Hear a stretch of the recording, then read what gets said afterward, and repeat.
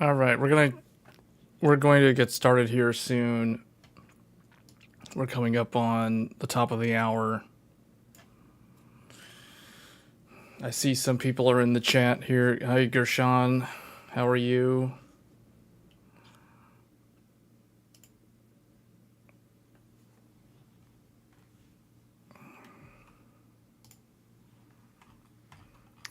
We've got a couple of topics to discuss. So the main thing we're going to be talking about today is going to be the new chipset for Threadripper. We're going to be looking specifically at TRX50. We might look at WRX90, but I think the use case and the price point on that is definitely more on the professional side, which isn't really going to be in scope with the audience here. So we're going to look at Threadripper motherboards, and then we are going to look at a lot of rumors surrounding NVIDIA's GeForce RTX series. So there is discussion or rumors about a super series. I really don't like the idea of a super series. I would rather them come out with something like a 4080 Ti instead. I think the Ti branding is much better than the super branding. Or at least it's historically been perceived better. So we'll talk about that in a little bit.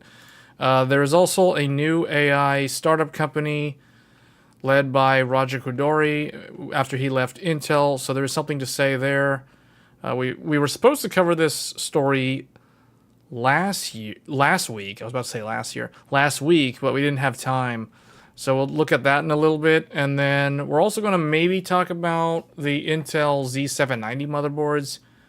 There's really not a whole lot to say there, though, because it is essentially the exact same chipset that launched last year. So it's kind of the same thing. It's just reiterating things that we already talked about a year ago at this point. But we might cover Intel's Z790 motherboard revision. And then maybe some stuff about Meteor Lake and stuff that's coming out next year. So I guess we can go ahead and get on started here. The first thing I guess we'll look at is the Project Endgame by Raja Koduri. So this is Mihira AI to license Intel's quote-unquote abandoned Project Endgame, led by Mastermind Raja Koduri. So this story came out last week. So he was the ex-VP of Intel's graphics division, I believe. I'm not sure what else he worked on while he was there besides the graphics, because that's essentially what they hired him to do.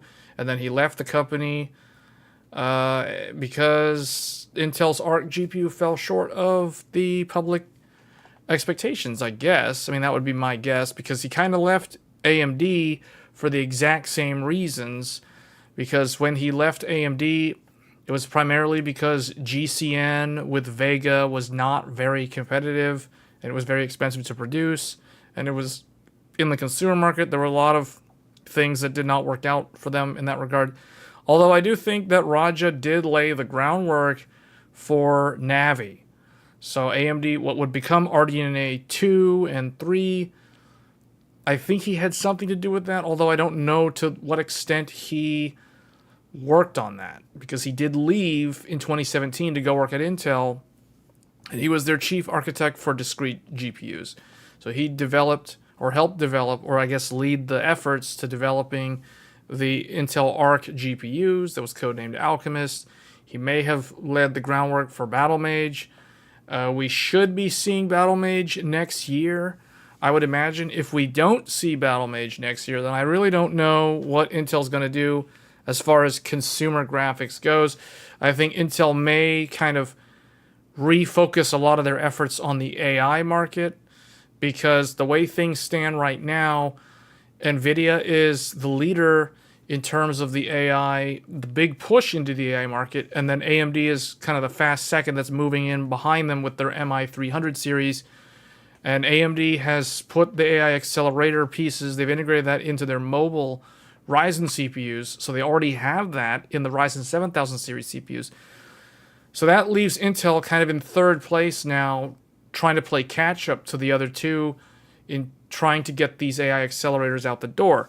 So where we will see that will be with Meteor Lake. So Meteor Lake is launching in December.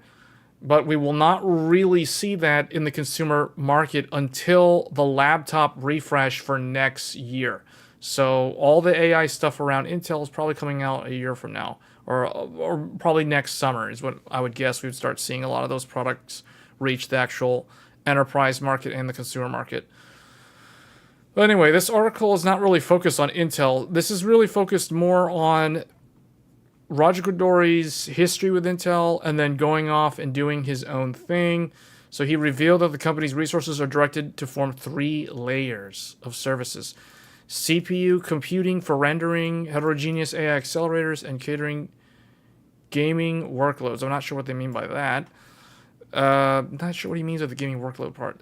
But anyway, they show this slide for Battle Mage and Celestial, and it looks like they're tile-based, so that means that they're probably going to get integrated into the CPU architectures for next year and beyond. So think Meteor Lake and Arrow Lake, that's most likely where they'll show up. And then we'll probably see consumer discrete GPUs. I hope we do, because if we don't, then, you know, things don't really change. They just kind of revert back to the way they were back in 2020. So there's not a whole lot more to say there. It's just, this is just kind of like in line with the AI market in general right now. There's just a lot of startups that are popping up everywhere. There's a huge thing going on with China and the sanctions, or is it sanctions or it's export ban for NVIDIA that is going to affect NVIDIA. We actually probably need to talk about that next. Let's go find that story. Oh, there's a Bitcoin thing. The 5th Bitcoin. Oh boy, here's another thing that you probably need to talk about. Well, I guess we can kind of skip to this. Or, well, before we do that, actually, I want to find the NVIDIA thing, because that is kind of an important article. PS5 system update. Let's just search NVIDIA.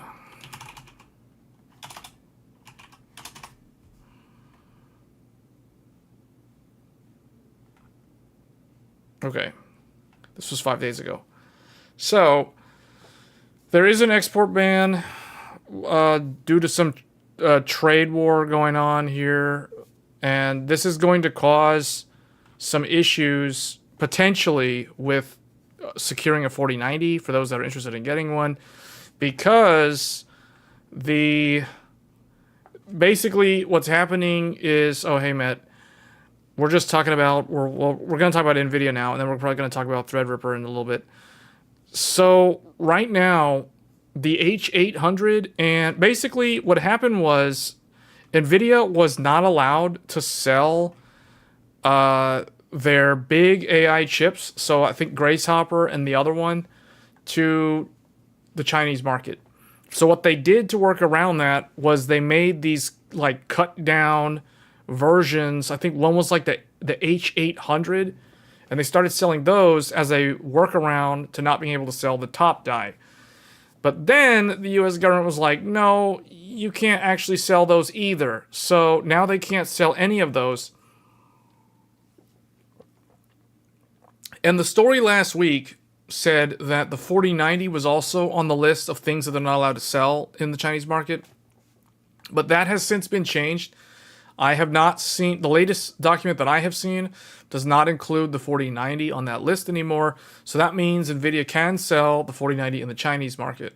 Even though it hits some, they use the number 4,800. I don't know what that number means, but apparently there's some kind of metric for AI workloads. And if your benchmark exceeds 4,800 on the score, then it's supposed to not be allowed to sell to the Chinese market. And the 4090 exceeds 4,800. Again, I don't know what 4,800 is in terms of where this, what benchmark they're referring to or what. But basically, the 4090 should be banned, but it's not. Based off of what I saw in either a video cards article or a Tech Power Up article. I can't find the article, but basically the 4090 is allowed to be sold in the Chinese market. So what that means is that's going to be the card that's probably going to constantly be scalped, because if you can't sell all the other AI cards in the Chinese market, then the 4090 is basically the de facto, the go-to, the fall back on, if you will. So, that probably means that there isn't going to be a 4090 Ti, because all those chips are just going to be in super high demand. Now, that leads us into this other story about, well, actually, hold on. Before we do that, let's see what Jensen Huang had to say about this. So the Biden administration revised its export restrictions to China, which will now include blocking the supply of several AI chips to China.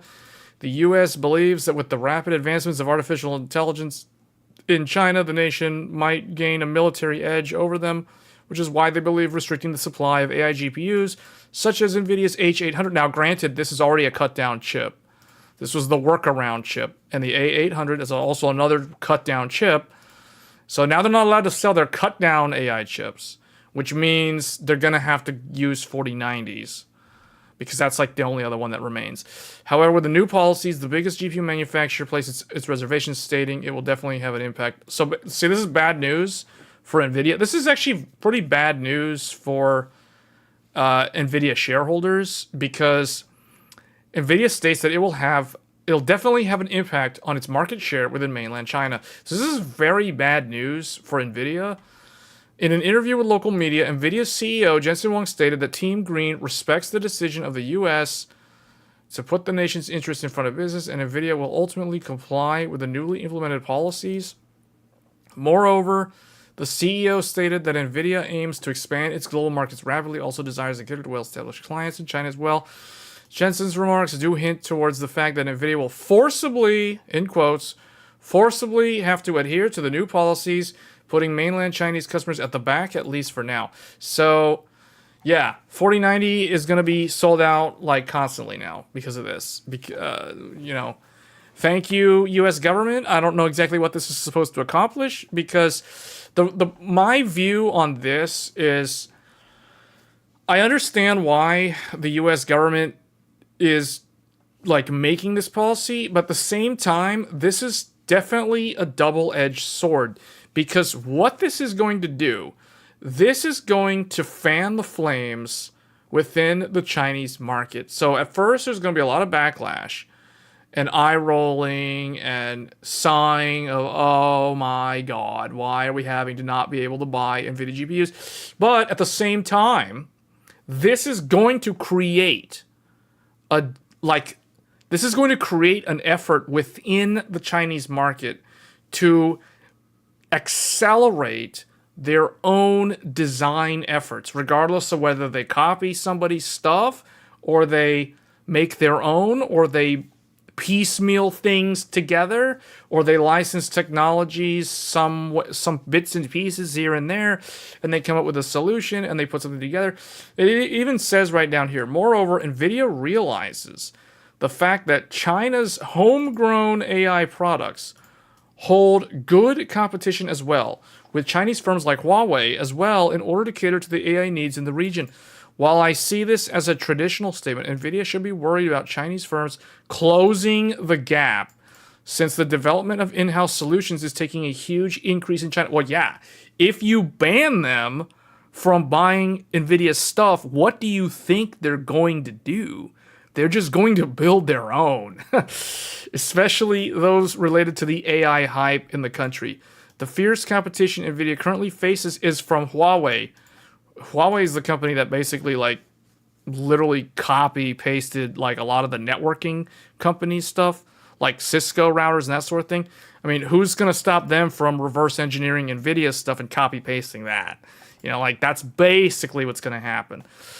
And it's like, NVIDIA can sue them all they want, but the thing is, as long as Huawei restricts the sale of these copycat products to the Chinese market, no one's going to do anything, because the Chinese government's going to turn a blind eye. And that's what they did with the U.S. auto companies like GM when they tried to get into the Chinese market, and Chinese companies just literally copy-pasted the cars and trucks and started just selling their own brands. And GM tried to sue, and the Chinese government was like, nope, the judge doesn't care. Too bad. So they'll do the exact same thing here. Like Huawei will basically copy a 4090, make their own, and sell it in the Chinese market.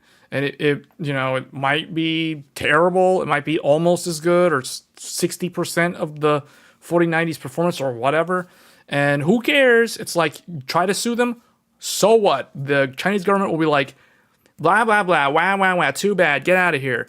So, that's basically what's going to happen now. So not very good for NVIDIA at the end of the day in terms of what's going to end up happening in the long run here. A Chinese AI firm, iFlyTech, has put out claims that Huawei's Ascend AI GPUs are on par with NVIDIA's current lineup of AI chips. And with the new US curves, Huawei has the golden opportunity to cash in on the huge demand from the AI industry. Huawei can prove to be a serious threat to NVIDIA's well-established business in China, given that the firm could output consistent supply of AI GPUs and develop its software resources rapidly. So the only thing now that is missing from this piece is China basically can just invade Taiwan and take TSMC. And it'll probably get shut down for a while or whatever. Who knows? That would basically World War III. I'm in no way advocating for that to happen. I'm just saying, the more pressure you put on, a nation, the more you back somebody into a corner, you're only asking for, negative outcomes in the long run. And at least that's the way I see it. So this could go in a lot of different directions. It'll be interesting to see how NVIDIA shapes itself up with the new US policies, since the company has forecasted huge revenue targets in which the Chinese consumer base holds great importance. Either Team Green will come up with further cut down variants, well, they'll basically just sell 4090s most likely, or some kind of 8102. Maybe it'll be like the full 8102 or something. Or find a workaround for the new policies. So, this is basically what's going to happen. This is also going to create a black market for these things. I think part of the reason behind some of this is not... part of it is they're afraid of the Chinese government and the AI market. Whatever. I get that. But I think the other thing here that's probably the more immediate, we'll call it threat, I guess, would be the fact that China is actually supporting Russia and the US is supporting Ukraine in the Russia war. So the fact that basically when Russia got all those sanctions placed on it, China has been propping them up. And I guess Iran has too, to a lesser extent, at least with military drones and stuff like that. But China has been the one, when the US put the sanctions on Russia last year, AMD basically Russia was not allowed to get any chips. So no Intel, no AMD, no Nvidia, and no Qualcomm. I don't know about Broadcom, but they couldn't get any of those chips. Russia was not allowed to get those. And you know what? Despite all the sanctions, guess what? Russia was still getting them. And you know how they were getting them? Chinese black market. They were getting them through China. China was propping them up. And China, the thing is, all this did was this made China cash in. Because think about it like this. If China now becomes the only supplier of the laptops, desktops, GPUs, etc., all that stuff, if China's the only way to get that, they can charge Russia and Russian companies a premium. So it's Lenovo can charge more money because they're able to sell through the Chinese market. It's they'll sell into a Chinese firm in China, but then China will, that firm will then kind of on the back end sell it to some kind of middle company, probably from Kazakhstan or one of those countries in Central Asia. It might even be a Southeast Asian country, who knows, Laos or something, and then they'll sell that to Russia. So it'll get to Russia through alternate routes, essentially, despite the sanctions. So that's how they're able to circumvent these geopolitical strategies and sanctions and that sort of thing. So it really, it's weird because it's like you understand the reason why they do these things, but then at the same time, it always creates like a natural opposition, right? The way I think of it, it's like if you try to block the flow of water from one direction, the water will just build up and work its way around another direction. Like the longshore current along the coastlines. If you try to like put a metal bar to prevent the beach from eroding or something, it'll just cause the area further down the coastline to erode faster. Like it'll just create another workaround for itself. So it's the same sort of thing. So it's kind of weird. I don't know. It's bad news for NVIDIA in the long run, considering they have had... I don't know how much it'll affect them. It'll obviously affect them, at least in the short term. But the demand for their stuff is so high elsewhere, which is kind of what Jensen hinted at. So it may or may not be a thing. Like it may not hurt them long run because they have so many customers. That's basically the way I see it playing out. There won't be an 8102 based. Yeah, no, it's gonna be 103. So that should be a 4080 Ti if there is a 102. Okay, so now we can talk about the super thing, I guess. The super thing is dumb though. They really need to name that. What did I do with that story? Did I close out of it?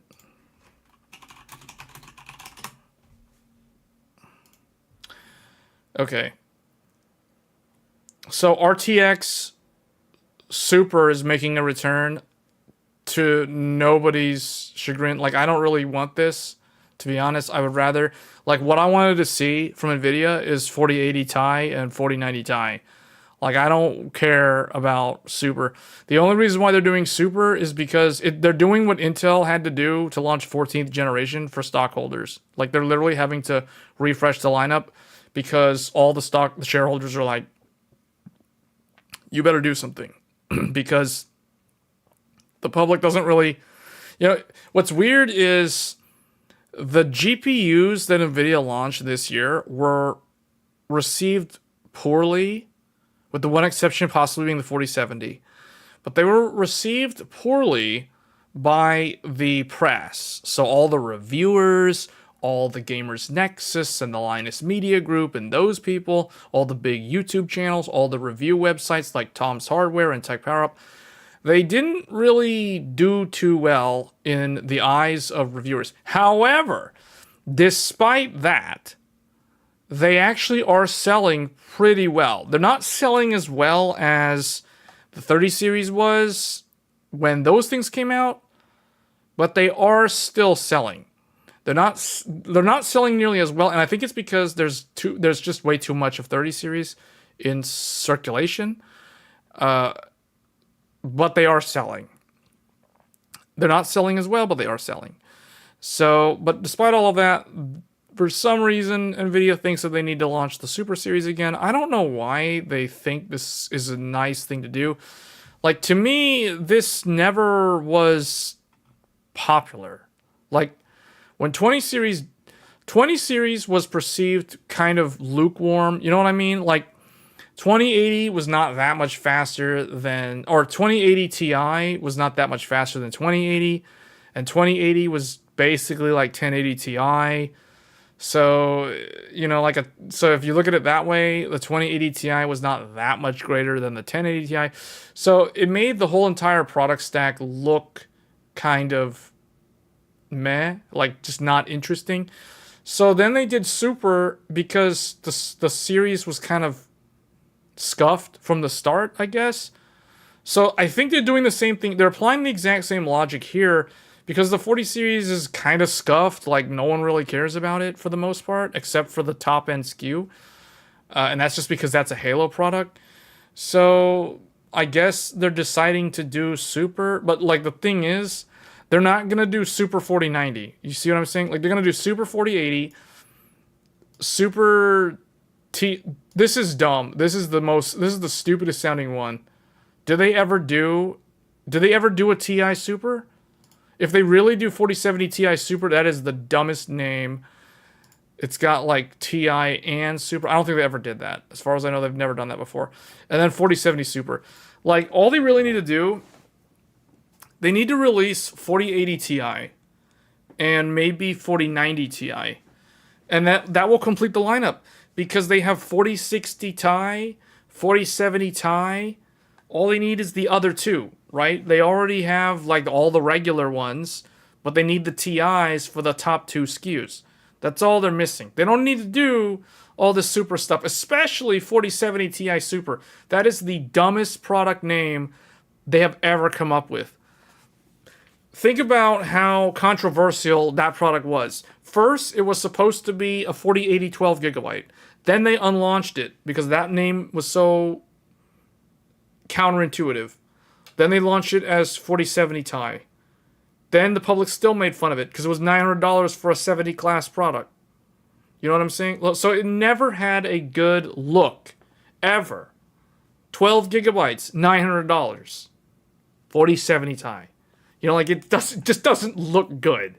It's one of those GPUs that you would kind of feel embarrassed if you told someone that you bought one of those. You know what I'm saying? Like, I would feel embarrassed if I would not want anybody to know if I had a 4070 Ti because it's like $900 plus for most of the year. Now you can find one for like $850-ish dollars, but good luck. I mean, unless you want some cheap, loud MSI Ventus for $800 MSRP, unless you want like a garbage bin $800 GPU that's loud and terrible, you know, then I guess. But even then, it's like, that's the most embarrassing thing, right? Like, you spent $800 on a 70 class GPU and it only has 12 gigabytes of VRAM? Like, what kind of loser are you? You know, like, that's what I mean by it would be embarrassing to let someone know that you have that GPU. So it's just not a good look. And tacking on Super to the end of it doesn't fix that. It just makes it look even more gimmicky than it already was. So, I don't know. Like, I don't like the idea of... I never liked Super. Super was the dumbest thing that NVIDIA did, and I can't believe they're bringing it back. So, I guess the lesson learned here is if NVIDIA launches a product with Super tacked on, it means that the product was already kind of perceived badly. So, they're trying to fix it with, like, a Super revision. That's the way I see it. Because 20 Supers were basically stupid. 2080 Super was dumb. 2070 Super was actually... Well, no. 2060... One of them was like actually a bigger chip or something. But everything else was kind of garbage. So anyway, now they're doing the same exact thing with the 40 series. I don't even know what they can do with these. Except overclock them and then call them Super. So... They have 4 more SMs and... Okay, so yeah, that's... Whatever. Like, yeah, 4 SMs. Okay. And what are they going to cost? Like, $100, $150 more than what the originals were? Like, that's totally not worth it. I'd rather buy a discounted 4070 than a 4070 Super. Let's put it that way. I don't care about the 4 extra SMs. Like, it's not going to be worth the money. The problem with all of these GPUs from NVIDIA... None of these GPUs are worth what they are. Like, that's the reality. Like, a 4070 is not worth $600. I'm sorry, it's just not. Like, if you spent $600 on a 70 class GPU, you basically got scammed. I mean, that's all I gotta say, even though that's the MSRP. But yeah, like, that's the sad reality.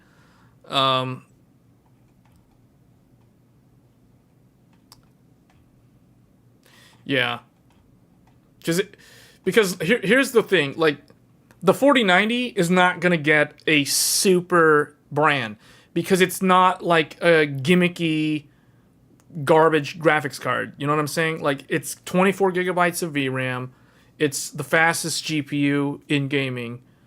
So it doesn't have to carry that super label. Like, it doesn't have to do that. It's above that. Like, if you got to carry the super label, it actually has a negative connotation in my mind, but anyway, that's just my opinion on the super branding. So we'll leave it at that. I don't know what they're going to price these at. I imagine they're just going to be the exact same price. Or what's going to happen is they're going to discontinue the non-supers, and these will just replace the originals. Like, that's the best move they could possibly do. Discontinue all the non-supers and release all these supers and just price these at the exact same price as what the non-supers were. That's what they need to do to save face. Otherwise, these are a joke and they shouldn't exist. It's a waste of silicon, and they're better off devoting more silicon to the AI market. At least that's the way I see it. So anyway, that's the supers. Don't buy them. That's all I gotta say. If you have to buy an RTX 40 series because you want DLSS 3, because that's literally the only selling point in my mind for a 40 series card. The only one that I would recommend, not counting the 4090, because that is like super expensive. The only one in the entire stack that I would actually recommend would probably be the 4070, but I would hope that you would be able to find some sort of Black Friday deal, because I wouldn't pay $600 for a 4070. It's like I would probably consider for like 500, 550, but not 600 or above. So it's like that to me is like a scam. But anyway, that's the only one. Like, all the other ones are trash in my mind. Like 4060, basically, it's like nothing different from the 3060. I mean, it's weaker at higher resolutions, so that one's kind of DOA in my book. The 4060 Ti isn't really any different from 30. It's like the 60 ones from NVIDIA are really, really gimped. So I would not recommend those at all. And so that literally just leaves 4070. 4070 has 12 gigabytes of VRAM. You get frame generation with it. If you're on a 1440p monitor, that could make a difference in a lot of games. And it's only going to grow in support over time. So that one, and it's very energy efficient. It's competitive with AMD 7800 XT, although that would be one that I would strongly consider in addition to the 4070. And then everything beyond that, like 4070 Ti is a gimmick. It's a scam. And the 4080 is also a scam because it's way too expensive. And it's so weak for what it is, right? Like, it underperforms for the name that it carries, in my mind. So, yeah. Or the 4080 just needs to be like $300 cheaper than what it is. But anyway, that's why, yeah, like the 4070 is the only one that really kind of stands out. And what's funny is that one actually has a Founders Edition version. So that's really the only one. Let's see what else. We're going to spend most of this stream talking about the motherboards, because I know like people were interested in Z790, the changes to Z790, and then also the Threadripper motherboards. So we're going to go more in depth on that, but I wanted to get these articles out of the way first. So this next one, Intel Q3 2023 earnings, carnage averted on strong performance. So for the 3 months that ended on September 30th, so Intel's interesting because their fiscal year actually follows a calendar year. Not every company does that. It's actually kind of rare to see a company do that. So Q3, they actually beat their guidance by like 1 billion. They were like 14 versus 13. Well, okay, not quite 1 billion, because they forecasted, I think, like 13.4 billion in revenue. They did 14.1. So they did, like 0.7 billion more. So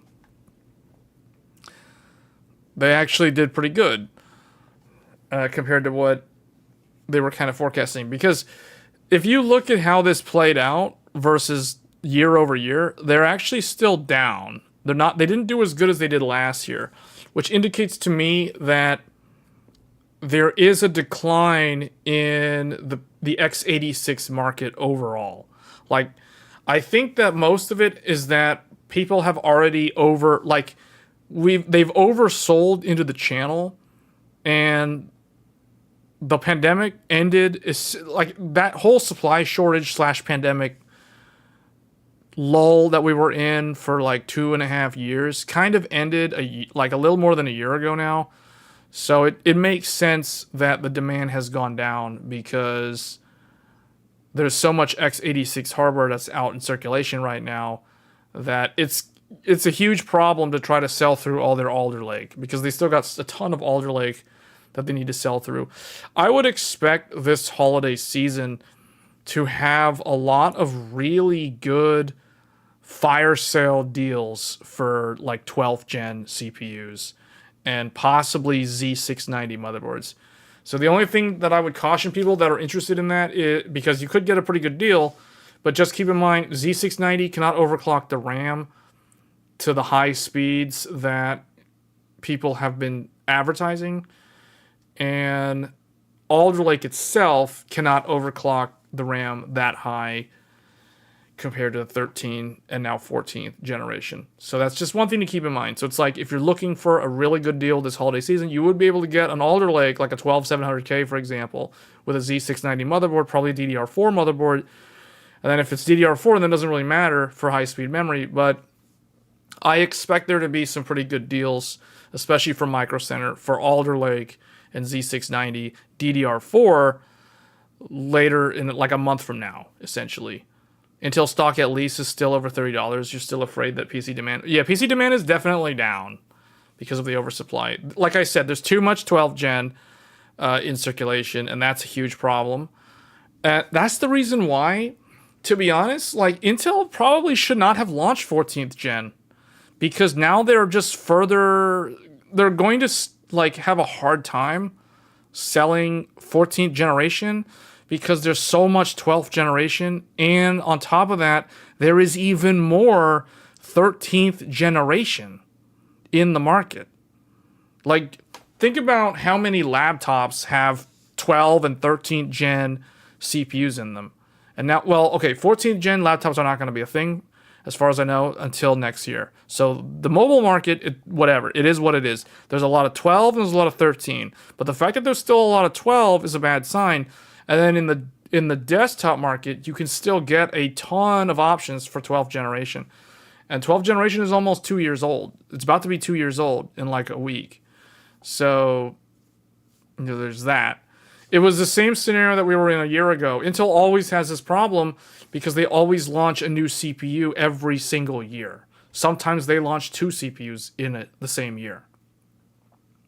But Rocket Lake had a lot of fire, like Micro Center last year had a lot of Rocket Lake fire sale deals for 11th gen up until December of last year. Like literally, they were trying to get those out of the store as soon as possible. And now it's going to be the same story with the 12th gen. So that is going to not help this because they're selling stuff that's already been sold. So none of the sale of those units count to any of this because that was already bought by the reseller. So,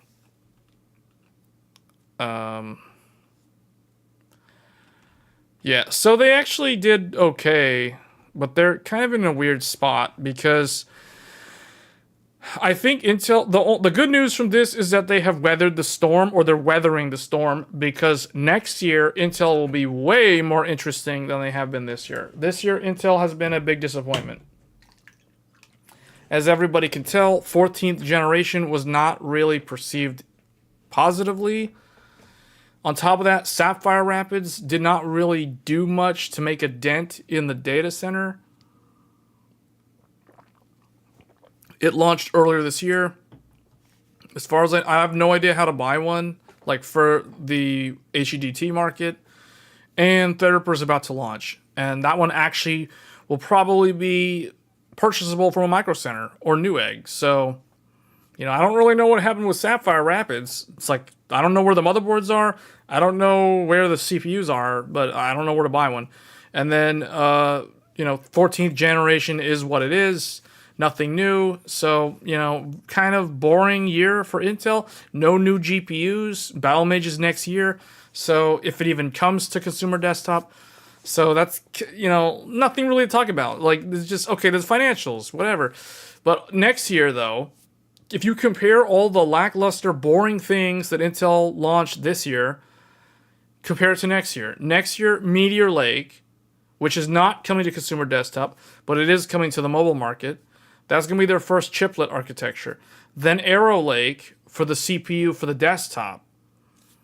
That's coming next year. And guess what? Arrow Lake and Meteor Lake are supposed to feature Battle Mage integrated graphics. So Intel's GPU stuff that Roger Koduri left behind, that stuff's going to work its way into the chiplet designed CPUs, and hopefully we get an actual discrete GPU next year with Battle Mage. So Intel actually has the potential to do really, really good next year compared to this year. But we just gotta wait. That's all I gotta say. Just have to wait. It's a waiting game with these guys. Like, when has it not been a waiting game with Intel? Like, they were on Intel, 14 nanometer forever for like half a decade or more. And then they went to Intel 7, which is like the 10 nanometer one. And they've been on that one like basically since Alder Lake? So Alder Lake, Raptor Lake, Refresh, all of that stuff's the same node essentially. So, and then all their mobile stuff on top of that was all the same node. So that was like, by the time they launch a new node product in the consumer market, it'll have been about 4 years on the same node. So, yeah, with Intel, it's always like we're playing the waiting game. You gotta wait, and then something finally shows up, and then they'll use that thing for like several years.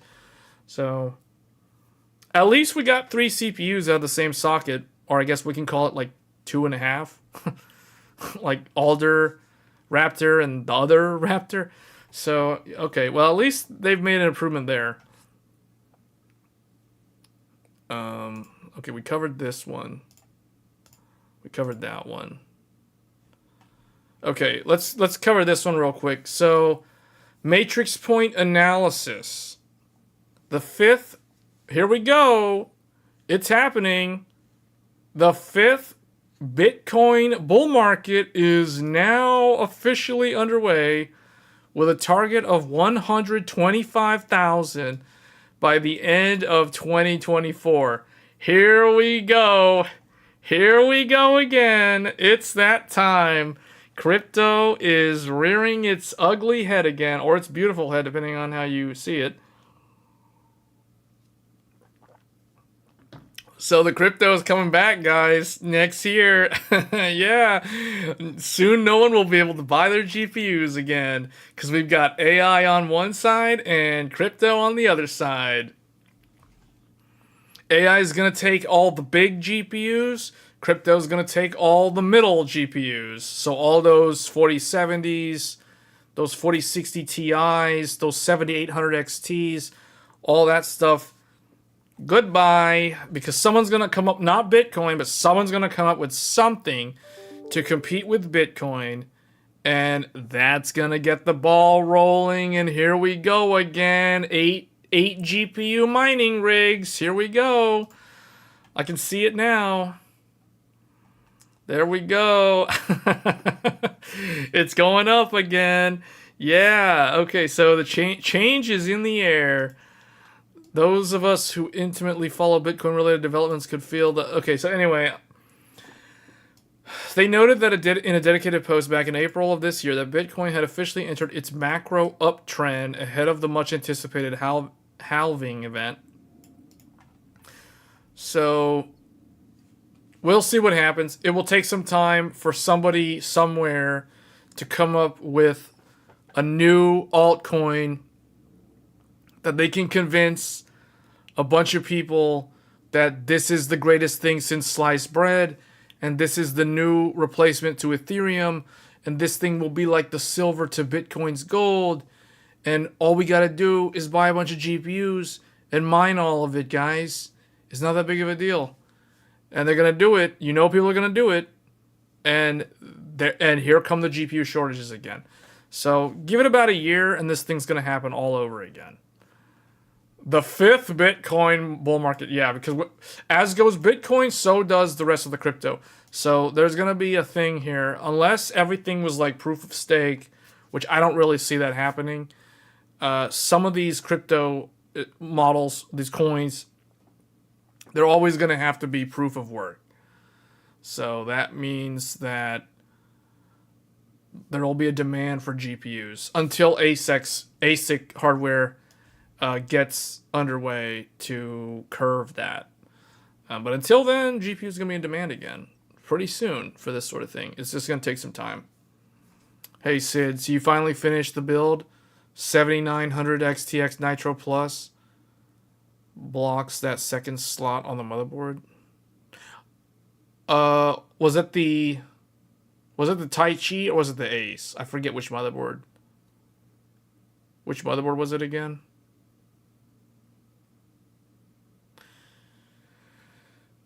I don't think it's definitely gotta be one of those, right? Because the Asus Crosshair, it's too far down to block the second one.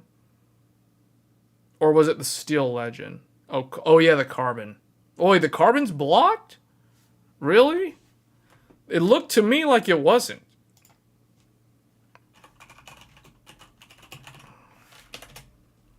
It really blocks the second slot, huh? Oh yeah, that's right. Remember we talked about this.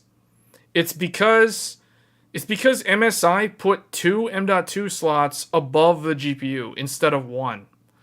So I remember when I counted them, I said 1, 2, 3. So you could fit a 3-slot GPU. But if the GPU cooler was more than 3 slots, like say 3.5, it would get really, really close. If it's a 4-slot GPU, then it will cover the second slot. Yeah, but this is an X8 slot, if I remember correctly. So that shouldn't be a big deal because you weren't going to use that anyway. So you still have the bottom slot, which is an X4. So you still have the X4, which is the one that actually matters. So it's not a big deal. So yeah, overall, this is a good motherboard. I mean, it has the postcode debug. It has a lot of connectivity on the back. I like that. I like that it has the clear CMOS, the flashback BIOS button, and it has a smart button that can be programmed to do various things.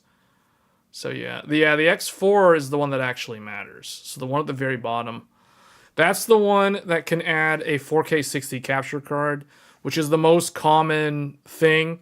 You could also add a 10 gigabit network card down there if you wanted. So there's a lot of different options for what you could put down there.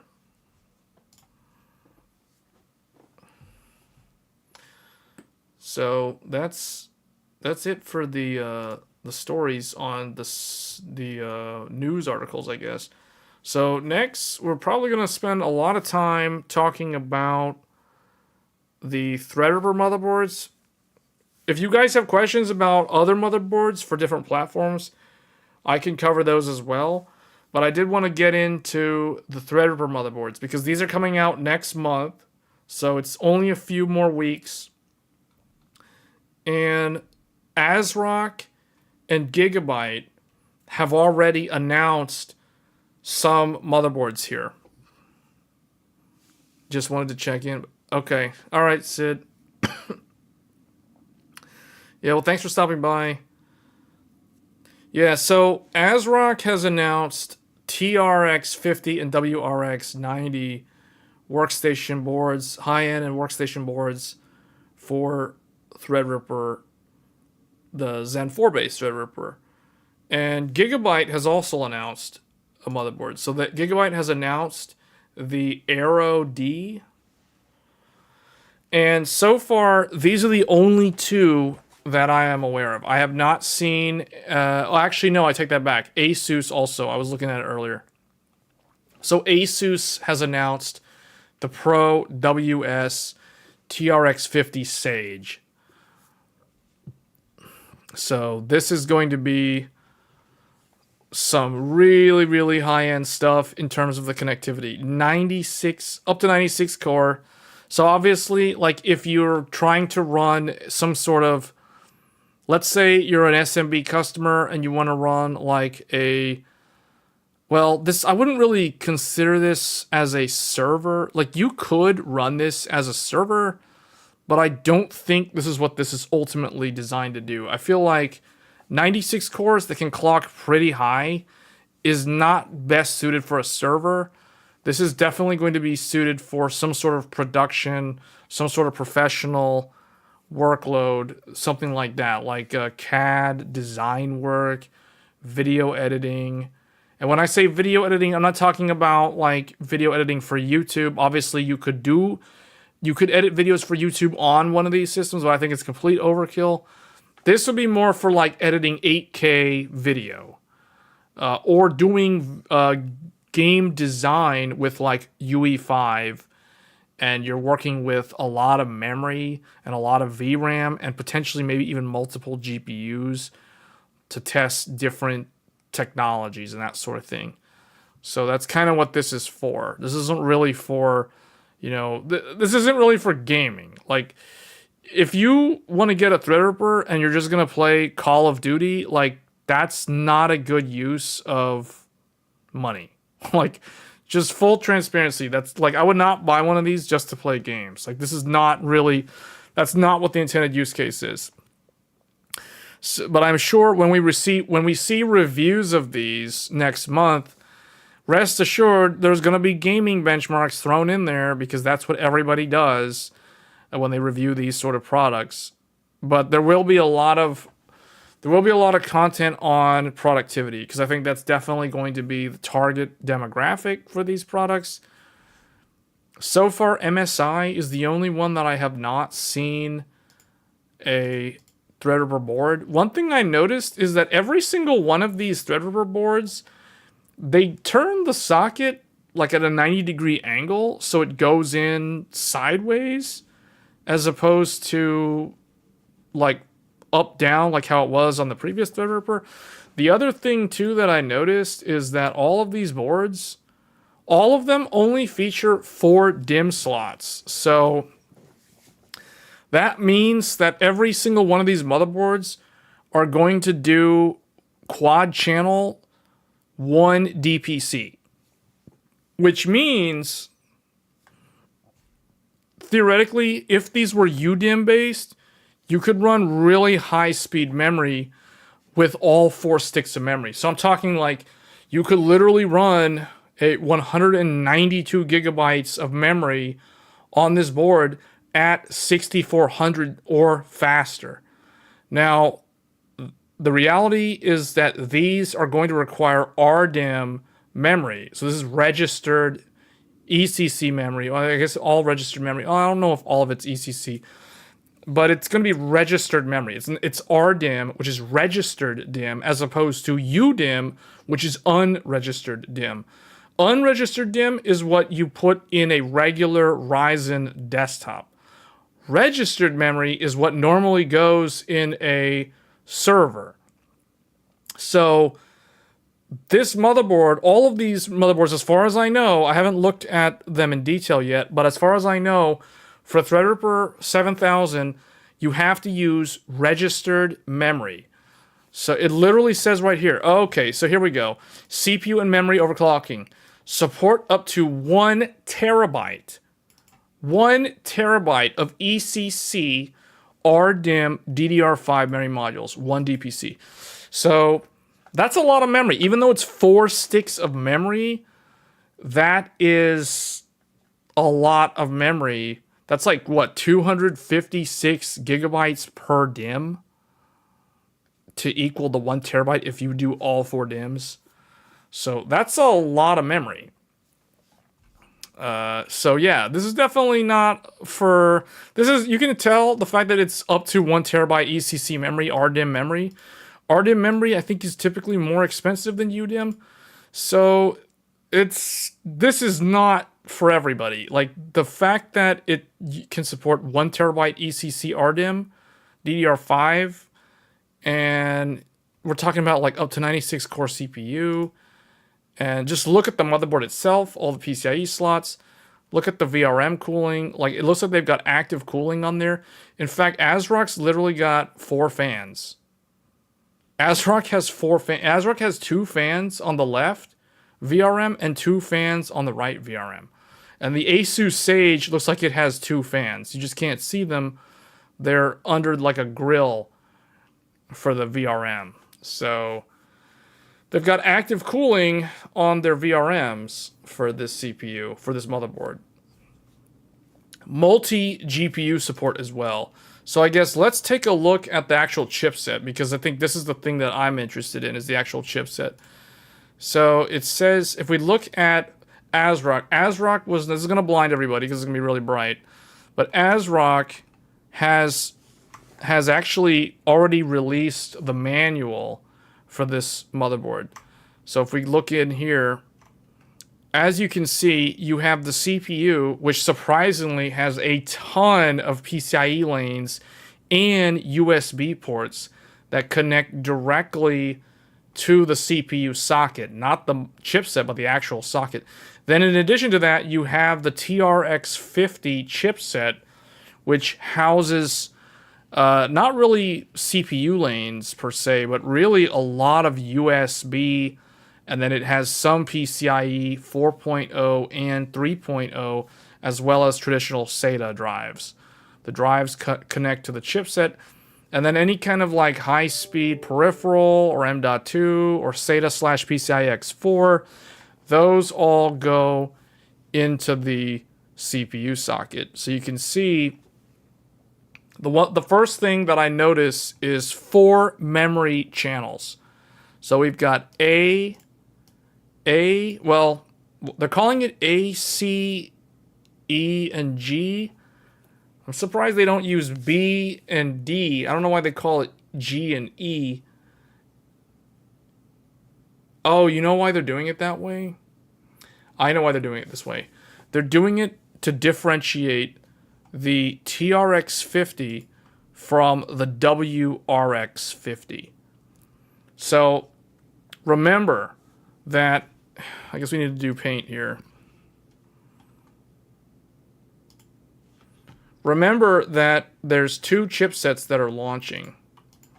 There's RTX, what? WRX50, I think. First thing you saw when you came in, I thought it was the whiteboard, but you had... Oh, okay, yeah. You thought I drew that? You thought I drew that block diagram? I think, okay, let me go back real quick because I forgot what was the name of the... WRX90. Okay. So it's WRX90. WRX90, and then over here, there's TRX50. So there's 2 different chipsets. That's why. That's the reason why. So on this one, there's this one, and then there's the other one over here. And the difference is the memory channel support. So this one has A, B, C, D, E, F, G, and H. So you have 8 channels. So this chipset has 8 channel DDR5 on the workstation. Now the TRX50, this is the HEDT. This one has quad channel. So this one, the way ASRock did it, at least their diagram, they did A, what was it? C, I think? A, C, E, and G or something?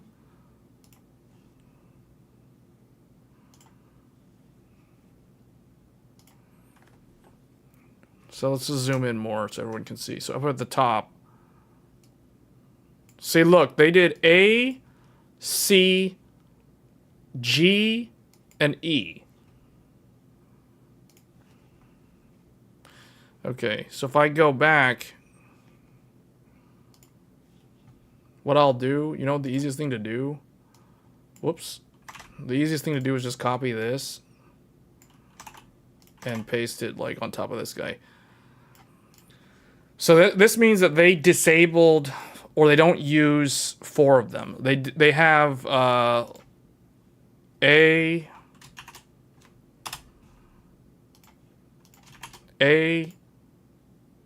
C, and what was it? G and E? Yeah. E and G. They enable 4 out of the 8 available. So they're not using 4 of the memory channels. So that's how they differentiate the 2 different chipsets. So that's interesting.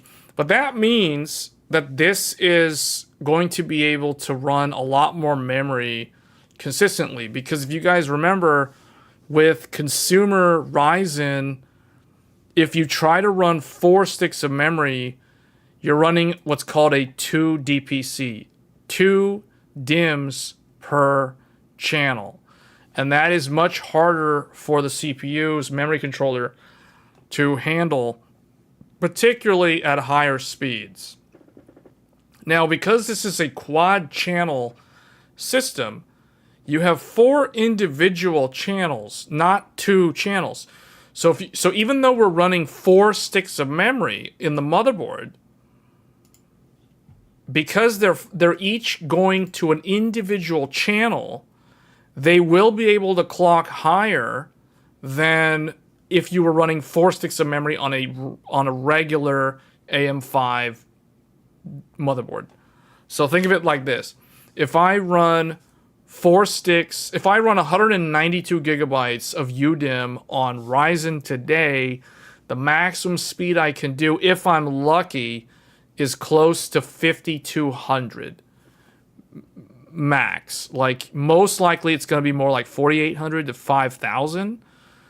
But if you're lucky, if your IMC can handle it, and you're running your SoC at like 1.3 volts or something, then you can probably run 5200 megahertz for 192 or 128 gigabytes of RAM. I've got videos on the channel showing how to do that. Now, because we have 4 channels available on Threadripper, in theory, you'd be able to run higher memory speeds. So think of it like this.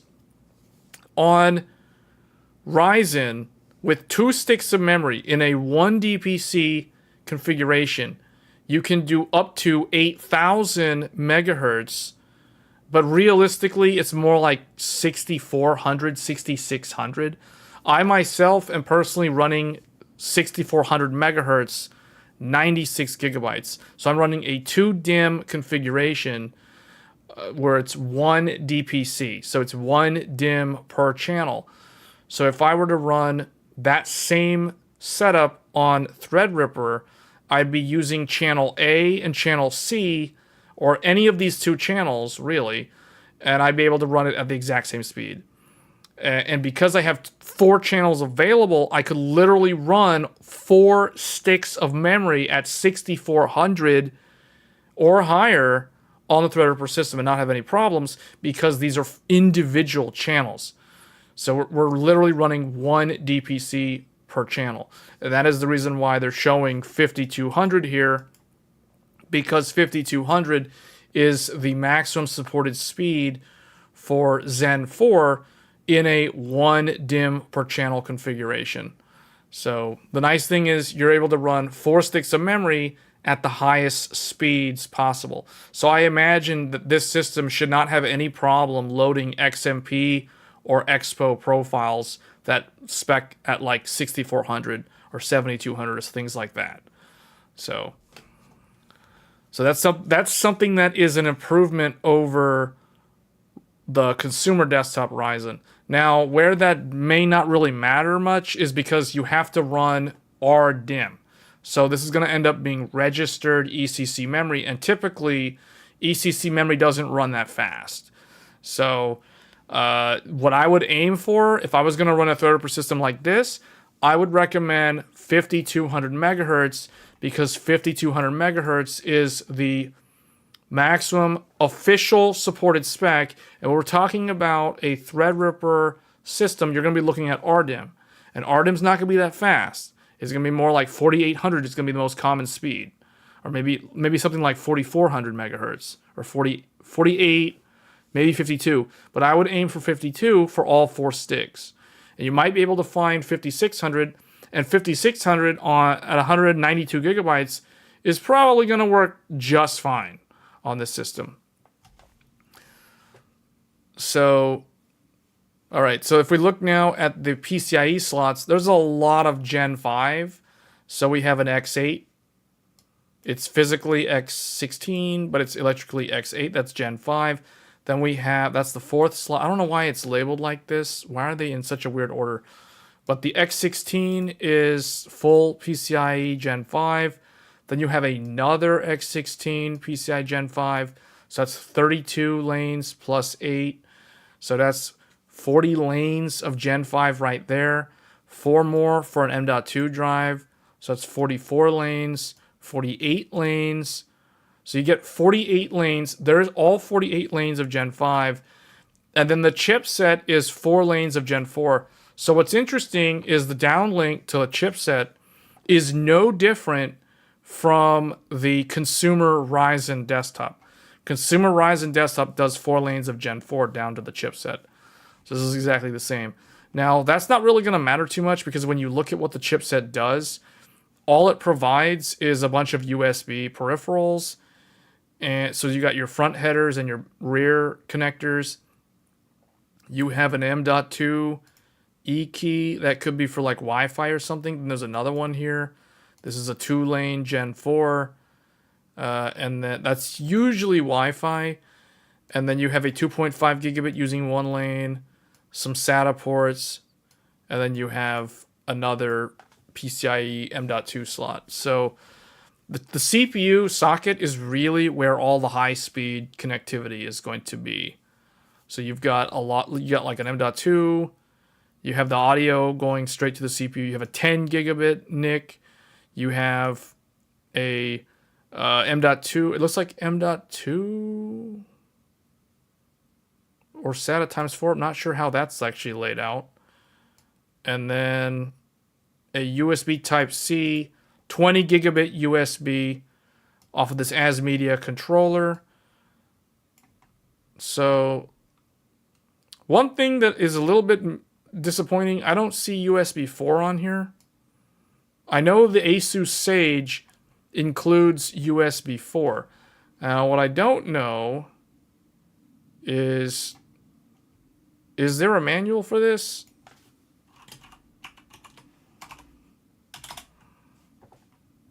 No, yeah.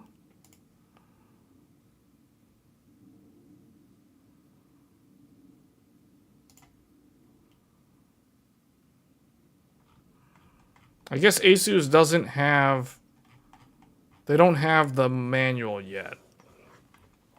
Because this is kind of a pre-launch.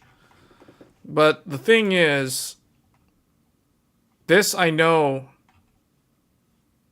or at least I thought I know. Maybe I'm thinking of Gigabyte. Hold on, maybe it's Gigabyte. Was it Gigabyte?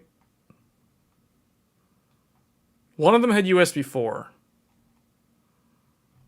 Which means it's using the Thunderbolt controller. Or at least I assume it's using the Thunderbolt controller. Maybe it's using the new As Media controller. I don't know actually which one. I know one. Okay, the Gigabyte has USB 4 on the back. It's got 2 USB 4 ports. Those are 40 gigabit ports.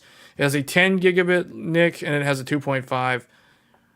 So and it has DisplayPort input. So it literally has the full Maple Ridge. This looks like the Maple Ridge Thunderbolt controller is included on the motherboard. One thing that's really weird, they have Wi-Fi 7. Where is the BIOS flash? Oh no, here's Q flash. Where's the clear CMOS button? I would have liked to see a clear CMOS on the back of this motherboard. So that's kind of annoying. Maybe it's one of these buttons down here. It's probably one of these buttons down here, if I had to guess, that's on the motherboard. But you get, postcode debug. All these premium HEDT motherboards are going to have like all the things that you expect them to have. I would have liked to seen a 8 DIMM motherboard, but I guess because the DDR5 densities are so high on, DDR5 compared to DDR4, your RDIMM density is much higher, so that may not be a problem. And 1DPC is actually preferred because this type of motherboard is kind of like a 2 DIMM motherboard on a Ryzen. Just remember, there's 4 channels. So there's 1 DIMM per channel. So it's like a 2 DIMM motherboard from Ryzen. So which means you can run much higher DDR5 RAM on all 4 sticks. Or on all 4 DIMM slots. But this motherboard is a little bit weird because it doesn't have that many PCIe slots. So this one looks kind of like a Ryzen motherboard because it only has like 3 PCIe slots. So they also don't have their, as far as I know, it literally says 1 PCI 5.0 x16, 1 PCI 5.0 x16, and 1 PCI X or 4.0 x16. So I'm guessing these are fully x16 on all of these. That is what I would expect because they don't have a whole lot of slots. Whereas on the ASRock, there's 5 PCIe slots. So you have to go down here and look. 1, 2, 3, 4, 5. You have 5 of them. 3 of them are Gen 5. 2 are X16. 1 is an X8. And then you have X8 Gen 4 and an X4 Gen 4. So what I want to know, what I'm curious to know about this motherboard from ASRock is, does it have... Well, let's see here. Doesn't have USB 4. So what I want to know is, does it have the Thunderbolt 4 header? I don't see it. Yeah, I don't see it on here. That is a huge misstep. That is a huge oversight to not have that. Yeah, I'm not seeing it.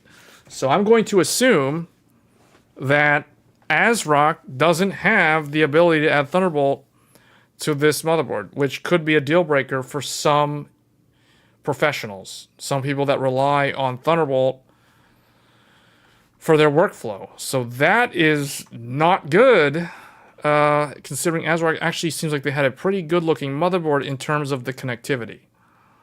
So because that X4 slot, if we go back down here, this PCI 4X4 would have been perfect for a Thunderbolt add-in card, but I don't see a place to plug in the cable. So I'm going to assume you cannot do Thunderbolt on this board, which means this could be a deal breaker for some people. Now, the Asus motherboard does not really mention it here. It has a lot of PCIe, just like the ASRock. But it remains to be seen like what it actually has. So I don't know. And then Gigabyte has USB 4, but Gigabyte is lacking the PCIe slots. So the thing about these type of motherboards is you would be running like a workstation GPU in here, or maybe a 4090, but you would want to run, I don't know, a 4090 would take up so much space. Seems like all the modern connectivity would be a given for prosumer professional boards. Yeah, like the Gigabyte one has everything that you would expect, except it looks like it doesn't have that many PCIe slots. That's the one thing about the Gigabyte board that is a little bit concerning. So far, like from what I'm looking at, the Gigabyte one looks like it's the best equipped so far. The other thing too is the Gigabyte one looks like it has passive cooling on the VRM, whereas the other two have active cooling. ASRock's got 4 fans, and Asus has, looks like they've got 2 fans. You just can't see them. They're under the grill for the heat sinks. The RTX A6000, yes, Matt, that's exactly what I was going to say. That's what I was going to say. So the GPU that would go in here would be like an 80 or an A6000 Ada. Basically a 4090 Ti with 48 gigabytes of GDDR6. That would be the sort of GPU that would pair up with one of these. Because I can totally see, like, when I look at the Gigabyte board, that Ada GPU would go in the top slot, and you would still be able to make use of the second and third slot. And you have USB 4, so you could connect external storage arrays or those sort of things.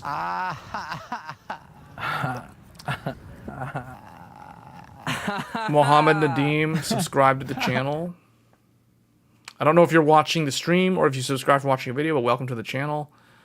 If you have any questions concerning the motherboards, or if you wanted to bring up something that's not even related to this motherboard, feel free to just mention that in the chat.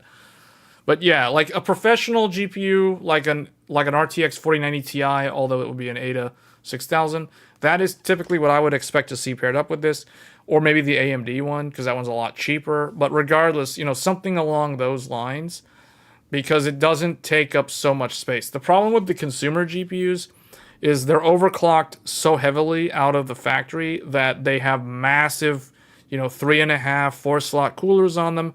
And then as soon as you bolt one of those onto your motherboard, now you lose like so much of your connectivity, especially if you're using like one of these. So that's the only problem. Although this one wouldn't be too bad. Like if you were plugging in a 4090 in the top, it would cover the second slot, but you'd still be able to use the bottom 3, right? Like it would cover this one. It would do 1, 2, 3, 4. It would be over the CMOS battery, so you'd still be able to make use of the bottom 3. So in that regard, looking at it that way, the Asus one seems to have the best overall layout, because the ASRock, if I were going to plug in a 4090, that would be 1, 2, 3, 4. So basically, I would not be able to use the second and third slot on the ASRock. I'd only have the bottom 2 available. Just so it would be no different from me using the Gigabyte. In fact, I think the Gigabyte worries me because it'd be 1, 2, 3, 4. The Gigabyte one, it might actually occlude the second slot. So really, the Asus one is the one that actually seems like it makes the most sense. RDNA Pro. Yeah, you could do that. You could go with like a W7900 or a W7800. That would probably be the one that I would probably recommend if someone wanted to do some sort of production work. It'd probably be a W7800 because that one's a 2-slot GPU. So that one would still allow you, like if you were to install, here, let me just show you guys those GPUs real quick. Just go GPUs, no, not GPU-Z, GPU database, W7800. So the nice thing about this GPU is a dual slot GPU. So if you plug this in to, say, this Asus board in the top slot, it's only going to cover the M.2 drive. So you'd still be able to use all 4 of these PCIe slots if you're using this GPU. Now, if you go with another GPU like the W7900, this one is actually a triple slot. See, it actually has a third finger. So this one is too thick. This is a really thick blower style cooler. So this one would actually take up 3 slots. So that one would cover up the second slot, even though it is a blower style cooler. So that one wouldn't work.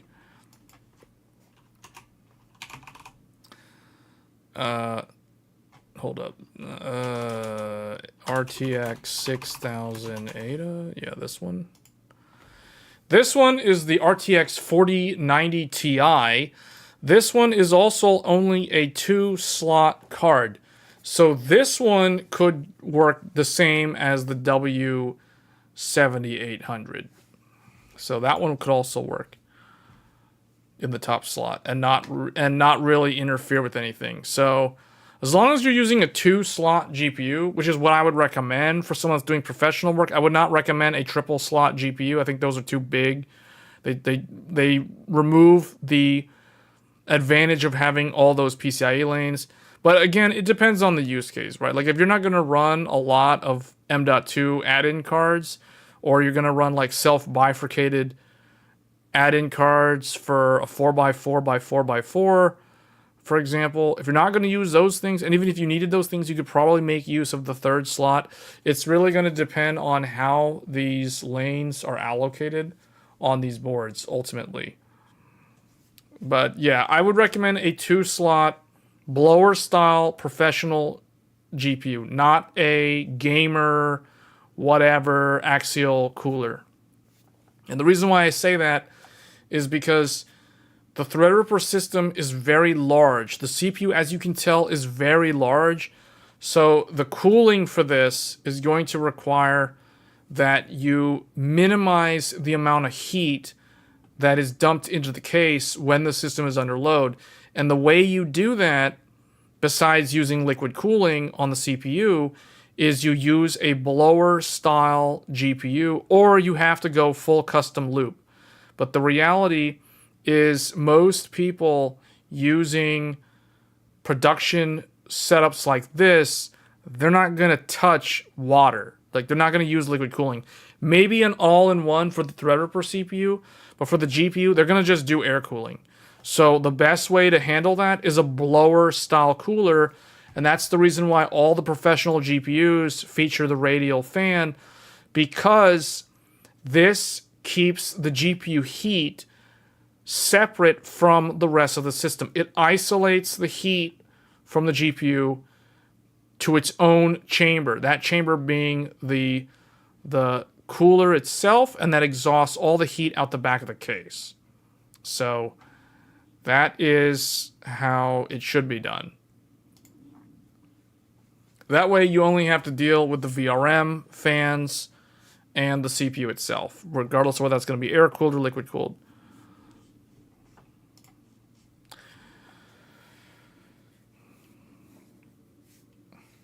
But yeah, something like this would be ideal for pairing it with Threadripper. Because when you think about it, this system is so expensive. Like, how much does one of these GPUs cost? Like, how much does this cost, actually? Like, if someone wanted to buy one of these, does anybody... Oh, $6,800. Okay, so yeah, that's totally reasonable. It's almost $7,000 for a GPU. So that makes the Threadripper system look affordable. So yeah, that makes me wonder, you know, like how much is, let's go to Newegg real quick. RDIMM DDR5. Okay, here we go. Check this out. This is G.Skill 64 gigabytes of ECC registered DDR5. That means this is RDIMM 6400 megatransfers. So actually, let's look at ASRock's memory QVL. Does Gigabyte have one? Wait, does Gigabyte have their manual? No, they don't have the manual. Let's look at the memory support list. So let's look at these motherboards. What do they support here?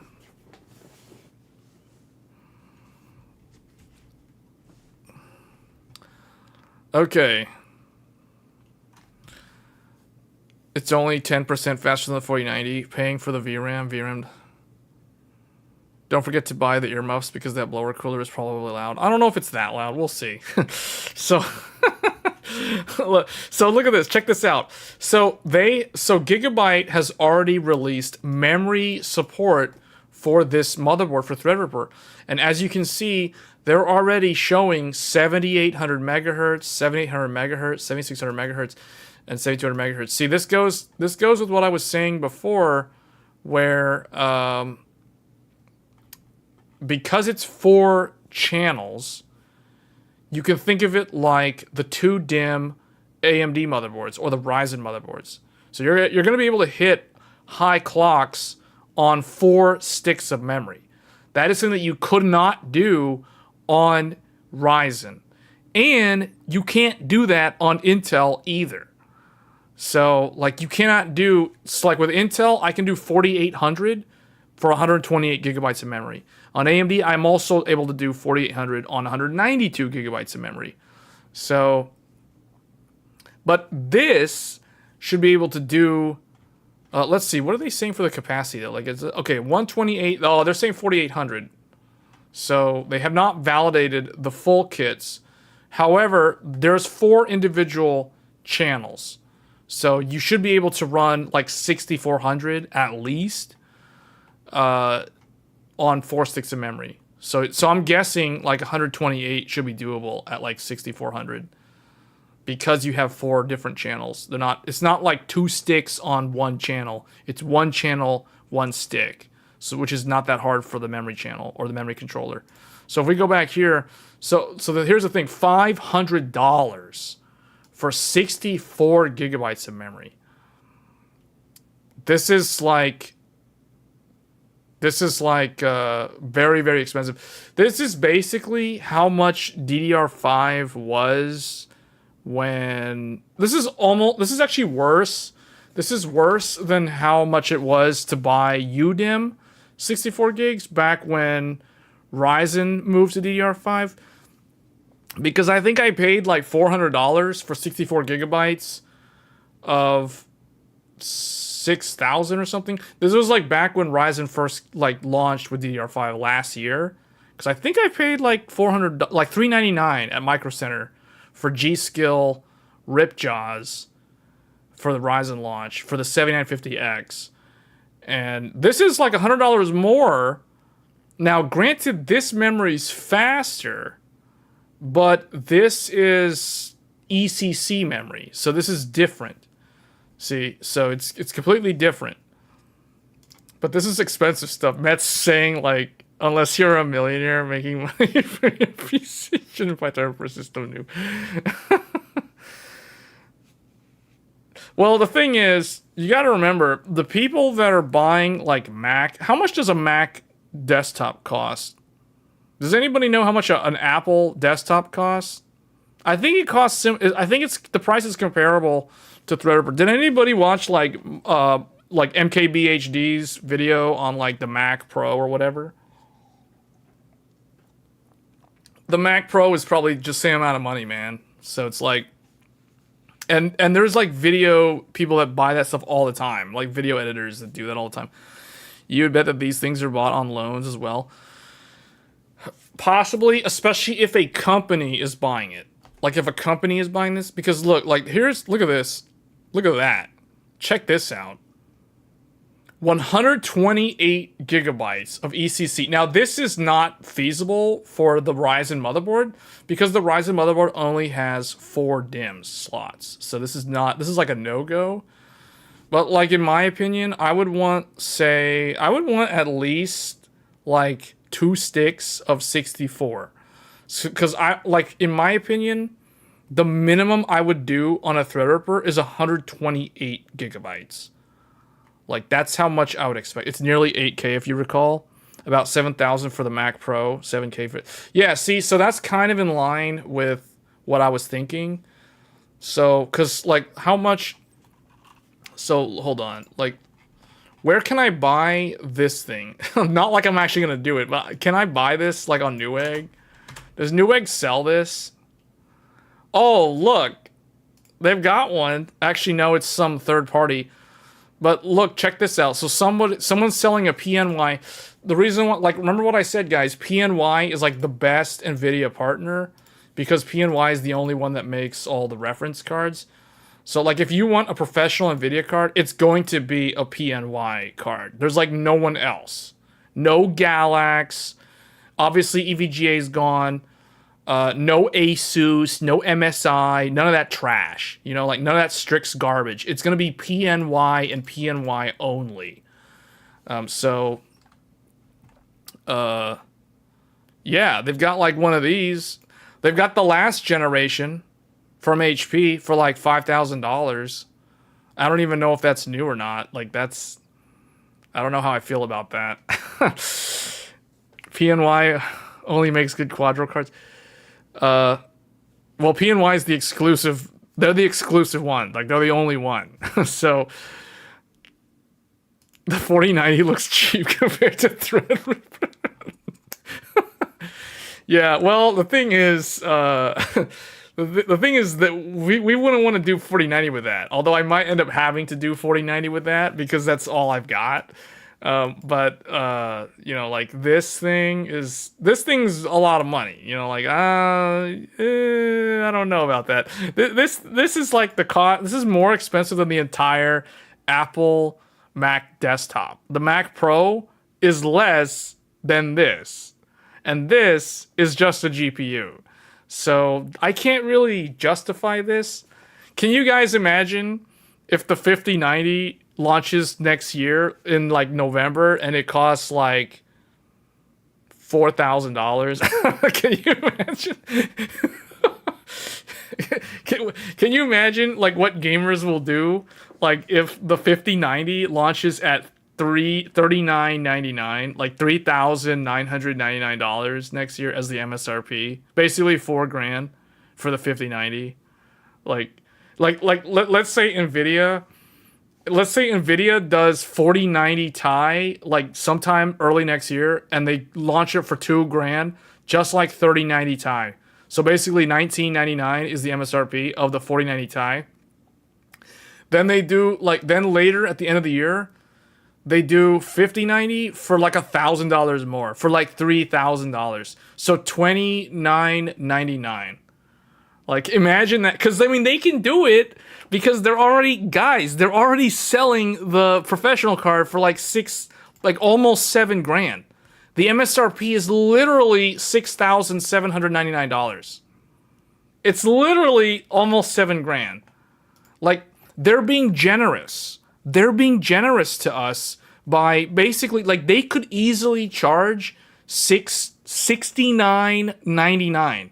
NVIDIA could charge $69.99 for the top-end professional card, and no one would care. Literally no one would care. But no, they're so generous. They're so kind and generous that they're giving us a $200 discount for $69.99 MSRP. $2,500 for the 5090 and $4,000 for a Titan. That actually does make a lot of sense. And the reason why that makes sense, and some people might not know why, is because of, well, hold on, it's not on this list. It's because of this. This card. Has everybody forgotten? The Titan RTX. The Turing Titan. 24 gigabytes of memory. Do you know how much this costs? $2,500. The last time NVIDIA launched a Titan, it was $2,500, which means when they launched the 3090, which was the successor to the Titan RTX, they were very generous. See, in the consumer's mind, NVIDIA is Nvidia. But the reality is NVIDIA is the savior. NVIDIA was so kind and generous that they reduced the price from $2,500 to $1,500. They are a wonderful, generous company. And that's why their stock price is so high. Because they're so nice. Now, 4090 came out last year, and they're like, okay, we discounted the Titan by $1,000. So now, because of inflation, we're going to increase the price from $1,500 to $1,600 just to offset inflation. Not because we're greedy, but because of inflation. So they're still heavily discounting their Titan class product at $1,600. So there's nothing stopping them from charging $2,500 or at least $2,000. Please, NVIDIA, charge $2,000 for that 4090 Ti. That would be so nice. That would be wonderful. I would love to see a $2,000 4090 Ti launch in March of next year. Just like when the 3090 Ti launched at $2,000 back in March of 2022. If just faster would not be worth it. What? People pay for the VRAM and NVLink? Isn't it? Does this... Hold on. Did this card even support... What's wrong with this thing? Go back to the... RTX Ada 6000, this thing. Does this even have a NVLink? This doesn't even have NVLink. This doesn't even have NVLink. There's no NVLink on this. NVLink only exists in the data center AI chip. It doesn't even exist on this thing anymore. For Pro cards, that cost $6,000. You mean what? Oh, wait, what? No, this thing is like $7,000, dude. So, but what I'm saying is, look, right now you can buy one of these off a Newegg for $8,000. That's like way too much money. This is a scalper. This is Velstorm. This is literally a scalper because this thing is supposed to be like $6,799 and they're selling it for like what, over $8,000. So no, this is like way too much money. This is such a ripoff. This is such a ripoff. This could go up to $7,000. Anything beyond $7,000 is a no-go. It is a huge scam and a ripoff. So totally not worth it. Meanwhile, let's see what other options do I have? Oh look. $24.99 for the AMD Radeon Pro W7800 32 gigabytes of memory. ECC memory.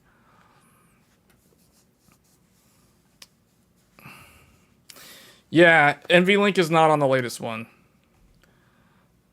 Unless you can turn it on in the PCIe, but I don't think that's how they roll. Buy one so we can see how it runs Forspoken.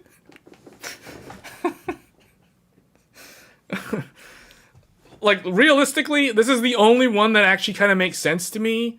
Because this is a 2-slot card, and it costs the same amount of money as a Titan, but I don't know how I feel about that.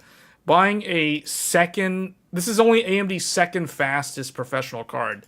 Like, how much is the W7900? Okay, here's a... Oh, wow. Oh, look, man. And we thought NVIDIA was highway robbery. AMD's just doing the same exact thing. Like, this is basically... Okay, look. The 99 cents, you're saving 99 cents. They have it 99 cents off. 99 cents off, $3,999 for the fastest AMD professional card, 48 gigabytes, 384-bit GDDR6 ECC error correcting memory. The good stuff. So this is that the MSRP of this thing? Is it really $4,000? I know the other one was like $2,500. You can cram a two slot liquid 4090 in with a regular smaller 4090 like a FE. That's what I do. Not great. Works for cheapo dual. What kind of water? Like what kind of liquid thing did you? Is that like an all-in-one that you bought for the liquid cooler, or did you put like a EK block on that 4090 or what? How much would you pay in tax for this? For that, it would be like, I can calculate it for you, I think. Like, tax is like what, 6? You probably pay like $245 or so in tax, or maybe like close to $300 in tax. MSI all-in-one, okay. Yeah, but see, like, you gotta get like a blower style card like this. You would need some kind of something like this, like basically, yeah, like you'd have to do some kind of like liquid cooling thing if you want to do multi GPU. Otherwise, the way I see it is the professional cards are the way to go because they have the blower style on them and they give you all the VRAM and they have the professional driver build, which is not the consumer one, so it's like more stable. Plus, they have the ECC memory, so they're not going to crash. So if the game, like if the game engine software, like for, because basically the use case for this is going to be like game development, or see, here's the thing, guys. Like somebody asked me, this has come up in a lot of streams in the past. Why do games launch and they run like garbage? You know, like that question comes up a lot. Like we oftentimes we look at system requirements for upcoming games. Like we could probably look at Alan Wake 2 because that was the latest and greatest game that came out, and it's a really good game. But it's like the system requirements are, they look okay or they're outrageous, but then the game launches and the game runs like garbage on the average gaming PC, and then it runs either great or like trash on a console. So it's like, why does the game launch in that condition? Well, because the game dev is running something like this.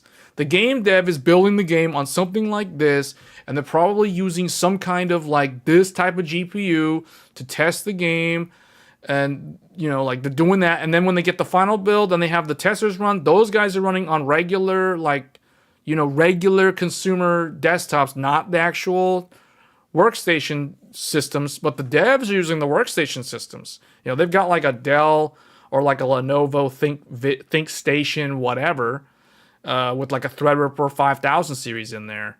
You know, and they're running like a bunch of ECC memory. So it's like, okay, they got to check the table to see if it took an error.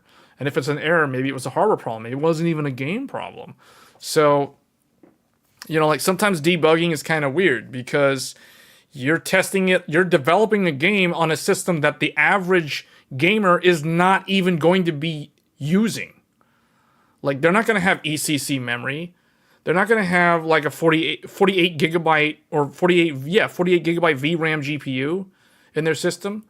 You know, like, you know how everybody's talking about this year, VRAM has been a complaint in the media, in the gaming community, pretty much all year since this year started. And developers are so oblivious because it's like, oh, well, why do you have this problem? Like, oh, I don't have a problem. Well, you know what? You're running a 48 gigabyte GPU to develop the game. Like, Lords of the Fallen was another game. Lords of the Fallen launched last week, and it had a lot of people crashing. I was live streaming the game. I never had any crashes. And the reason why I never had any crashes is because even though there were memory leaks, my system has so much RAM and the GPU has so much VRAM that I never knew that there was a memory leak because my desktop has 96 gigabytes of system RAM running at 6400 megahertz at 1.35 volts. So my RAM's not overheating. There's like too much RAM and it's like running really fast. And then the GPU, the AMD GPU, 24 gigabytes on the XTX. The NVIDIA GPU, 24 gigabytes on the 4090. So I'm never going to run into an issue with VRAM, regardless of what system I'm using, right? So that's why, obviously, the streamers never have the problem. Well, you know, that's because they have either too much memory or they have the GPU that has too much VRAM.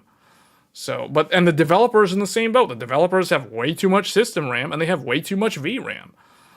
So you beat the game gluttony nature by just overfeeding it. Yeah, I mean, pretty much, like, because there was memory leaks. Like, I saw the patches. Lords of the Fallen had at least one patch every day for like a week. Even I checked today, there was another update this morning. Like, I have never played a game on Steam that had the devs patch the game every single day. Like, it literally felt like I was playing some kind of open beta test build because of like how many patches they kept releasing. And they had so many notes. Like, if you don't believe me, go look at Steam. Go look at the Steam page for Lords of the Fallen and scroll through the numerous patch notes every single day for the last week.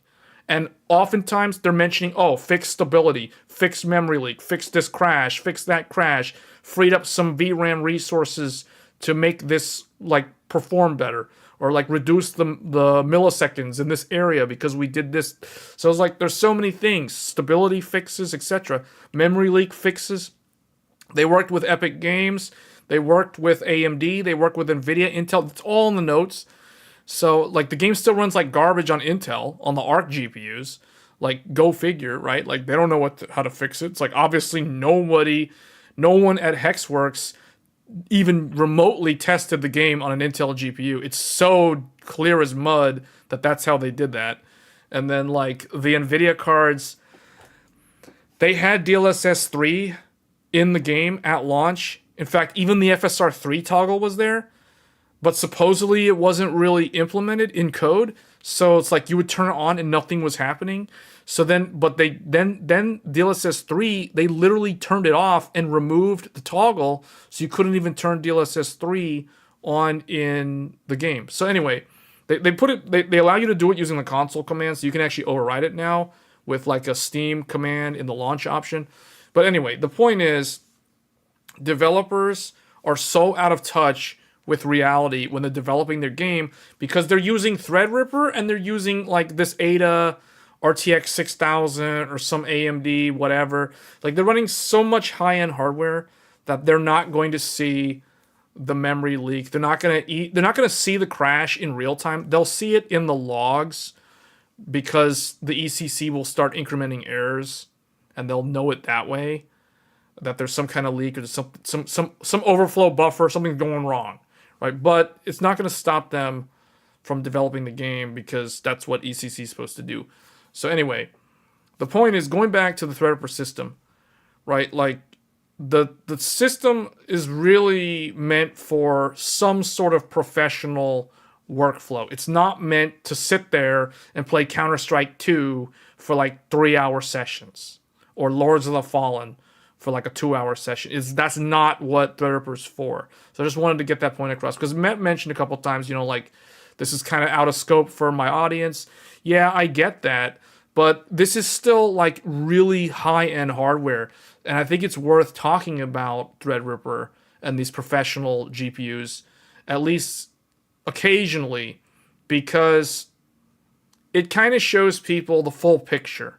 You know, like, it's not all about the 7800X 3D or the 7950X 3D or the Intel, whatever, the 6 gigahertz Intel. It's not all about these, what people consider high-end computers, because this isn't even a high-end desktop. Like, you want a high-end desktop? That's what Threadripper is. That's a true high-end desktop. But what this has shown is that the price, the barrier to entry for a true high-end desktop is so out of reach for the average consumer today. And it is kind of a sad realization to realize that it's like, you want a high-end desktop? Well, you want a real high-end desktop? Or do you want like a, you know, like what I consider a fake high-end desktop, which is basically what these are. This is, i9 is fake high-end, and Ryzen 9 is also fake high-end. So like true high-end, if you look at the history of computing in terms of like memory channels and PCIe lanes and that kind of stuff, true high-end is derivative from the server architecture. And that is what Threadripper is. And that is what Intel used to have with like X299. And unfortunately, none of that has really gotten more affordable. In fact, it's the complete opposite. It's now so unaffordable for the average consumer that it's literally just existing in this realm of the prosumer / professional market. And it's kind of sad to say all of that, because I am a long-term enthusiast and I do like the idea of having a high-end desktop, But when the GPUs are like this much money, and the CPU or worse, and the CPU and the like, are these things even like TRX50? Can we even like are these pre-orderable? You know, probably not. Well, anyway, the CPUs are so expensive. The motherboard, like, I can't even imagine. I'm gonna guess that the Asus Sage is gonna be like $1,000, $1,100, $1,200, some ridiculous number like that is probably how much this motherboard costs, if I had to guess. So, I mean, who knows? Maybe Asus might surprise me. They might only charge $900 for it or whatever. But, you know, like when the entry to the high-end desktop is that high, it really makes them kind of irrelevant. Like what Met was saying is kind of like out of scope, right? And that kind of leads us back to, you know, oh, Ryzen 9 and Intel i9. Like, that's high-end, I guess. I mean, that's what you have to settle for because this stuff is unobtainium for most people. But anyway, that's a look at Threadripper. It's cool stuff because it's true high-end hardware. Because think of it like this. It's basically server density, but with the ability to overclock. And Threadripper clocks much higher than Epic while offering similar memory density and PCIe connectivity. So that is a really nice, like, this is like a dream PC for a true enthusiast because you have the cores, you have the lanes, you have the USB connectivity, you've got the 40 gigabit USB, you have, you know, all the stuff you would imagine, right? Like Wi-Fi 7 comes with this motherboard, everything. You could overclock the memory. You got 4 channels. So you can easily run 4 sticks of memory all at high speeds. You can't do that on a consumer AMD or a consumer Intel motherboard. Like you can't do 192 gigabytes of DDR5 at like 6400 megahertz on Intel or AMD. But you can do that on Threadripper because you have 4 individual channels. You don't have 2 channels. So I just wanted to keep that point.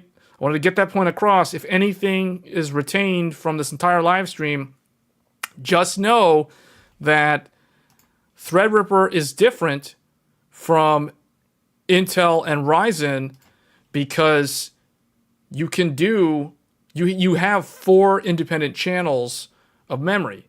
So versus like, for example, if we had, say, Ryzen, which is basically like this. This is like X670E, whatever, with two channel DDR5. Like this is literally only 2 channels. So, you know, you only got A and B. You have A and B.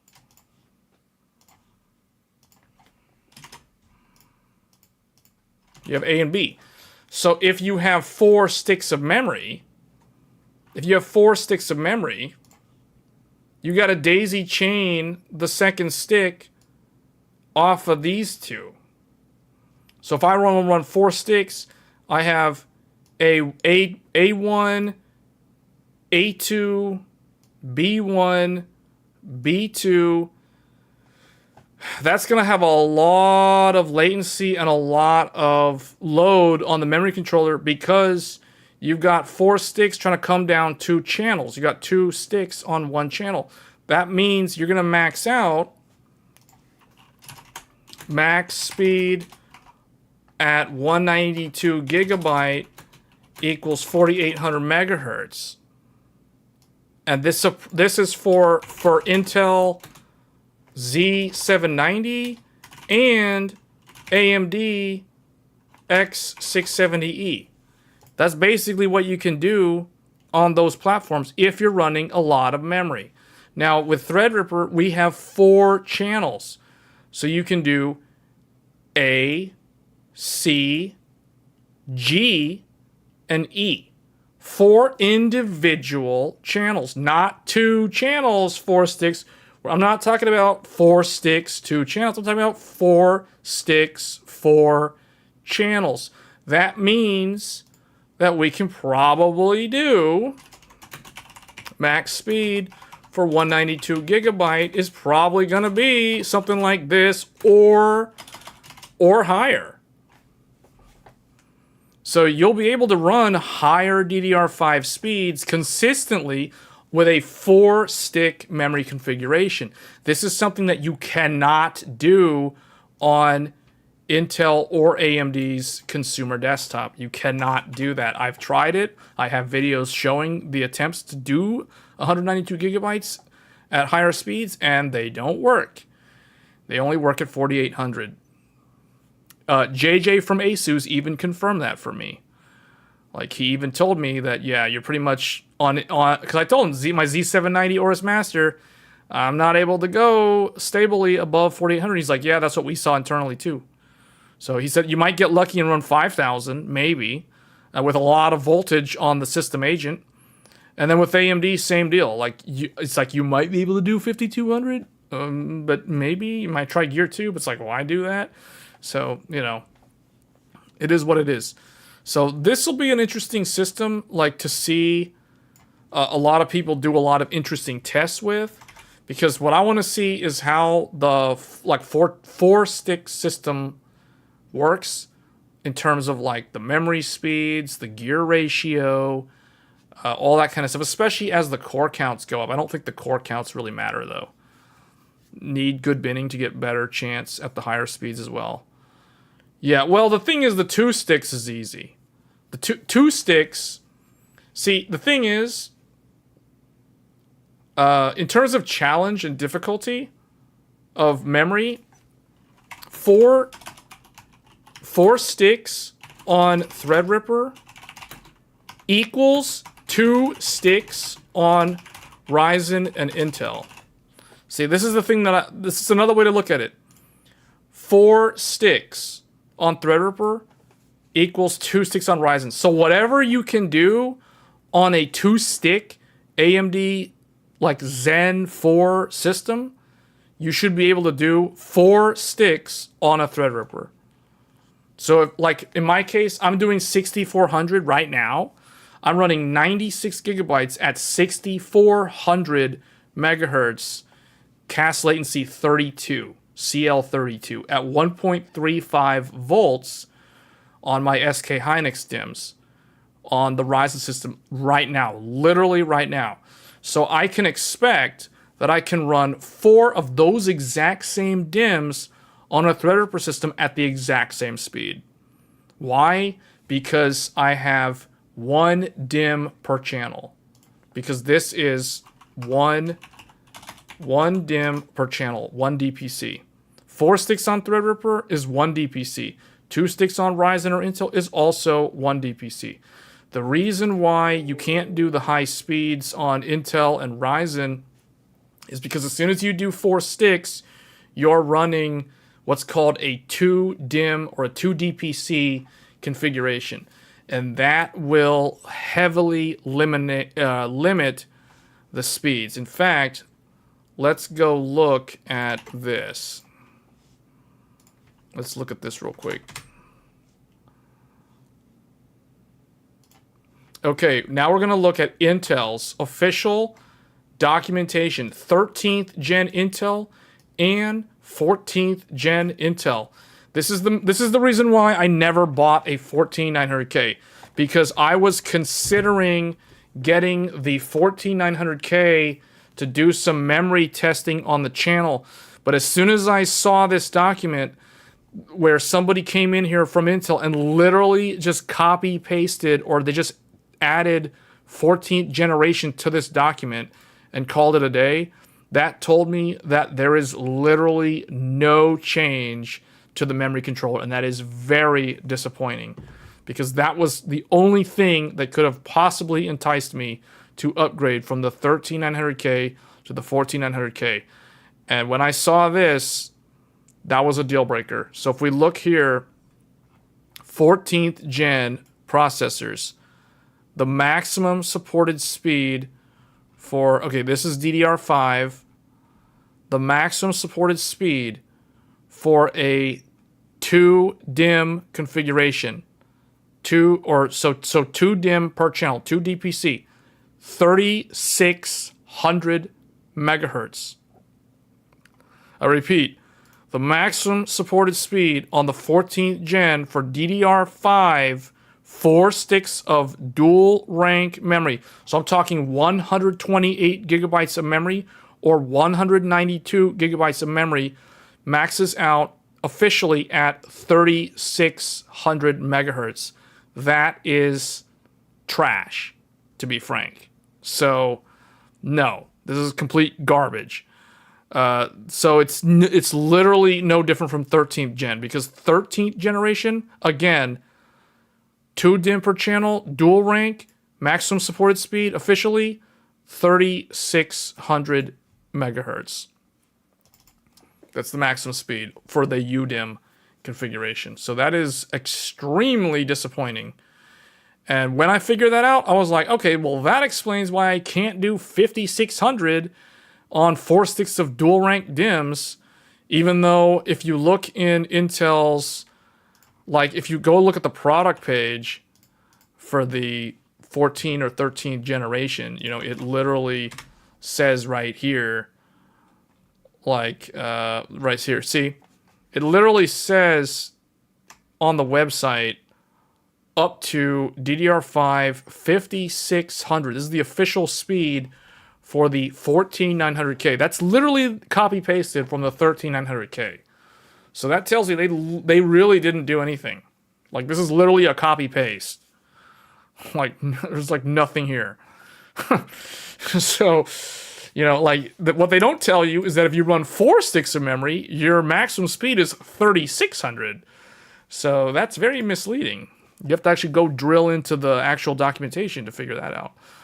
So that is the thing that Threadripper enables, though, because Threadripper won't have that problem, because you have two additional memory channels over here to help out, to hopefully offset that load. So I'll be interested in seeing like what people are able to do in terms of memory density and memory speed, because these motherboards, they support 2 terabytes of memory. 2 terabytes of memory. So if I only want to run like 192 gigabytes of memory, I should in theory be able to run pretty fast on that RAM, because if it supports 2 terabytes, you know, I mean, 2 terabytes at what, 4800, should be able to do, you know, 64 CL32 at 192 gigabytes. So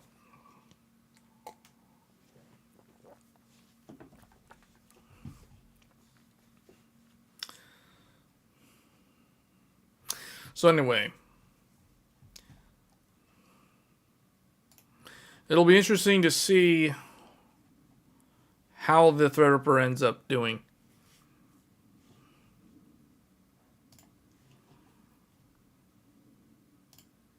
Let's see, did we have any 28 phase on that Gigabyte board? We talked about Super already. That's pretty much all I had for the live stream. So I guess if anybody had any questions specifically for like PC builds or whatever, you know, now would be the time. Or like, what do you think? Like, if you want my opinion on, you know, like a motherboard or a particular GPU or something, I'm open to answering questions. Or upcoming games. There aren't really a whole lot that I can think of. I mean, Alan Wake was like the last one, the last major one. I think, isn't there like a Call of Duty game coming out soon? Like Modern Warfare 3 or whatever. It's coming out in November. Yeah, that's coming out on the 10th. That's like the only one. Some of the 4090 are $2,000. Yeah, I mean, here's what's gonna happen. So because of the ban, like with China, with like the ban list, that's gonna cause like a black market. So that's gonna drive up the price of things in certain regions. So the way I see it is Nvidia's gonna increase the price of the 40 series, or at least the higher in-demand SKUs, and they're going to justify that with whatever geopolitical narrative they'll use as the excuse, and then they'll introduce the super stuff at the exact same price points, and they'll, everybody will worship them and praise them because of that. So that's what's gonna happen. Like that's basically how it's gonna play out. It's happened before, and then could you try making a build that costs $1,500 max? Yeah.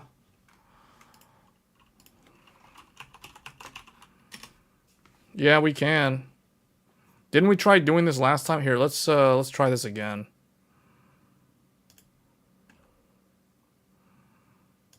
Did I do this last time? Why does it save all of this? Okay, we're gonna do a $1,500 build. No more than $1,500. Should probably leave most of the stuff in here. Oh no, I can't because some of the stuff isn't even on the list. Okay, so $1,500 build. Kind of the go-to CPU would be this one, because this is like the best all-rounder. You could go cheaper, but like maybe like a 13600K or something, but I would probably go with that. And then for the cooler, I would go with the Deep Cool. Wait, is that only 60? How much is the other one? Yeah, I go with the Deep Cool AK620. To make it more interesting, do it one retailer only. Okay, so here, let's do, how do I make it one retailer? Like, where do I change that?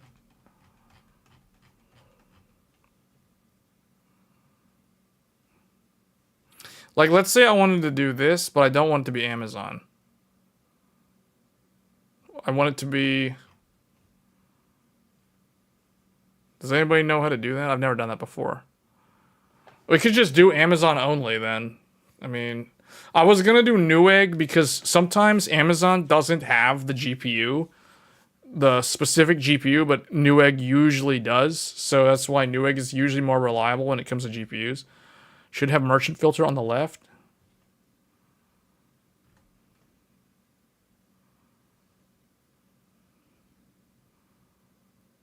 Yeah, no, I almost never use Amazon for PC parts. Amazon is like kind of like my last choice. Like if I can't, usually it's like Micro Center's first, and then Newegg would be like second, or maybe Best Buy would be second, and then Newegg. See, I'm the type of person, I prefer to buy my stuff. Oh, there's a tab for merchants in the left. Where is it? You guys keep saying in the left. Is it the builder one?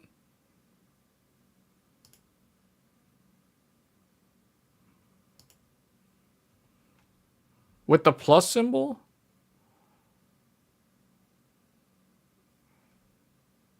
In the extreme left.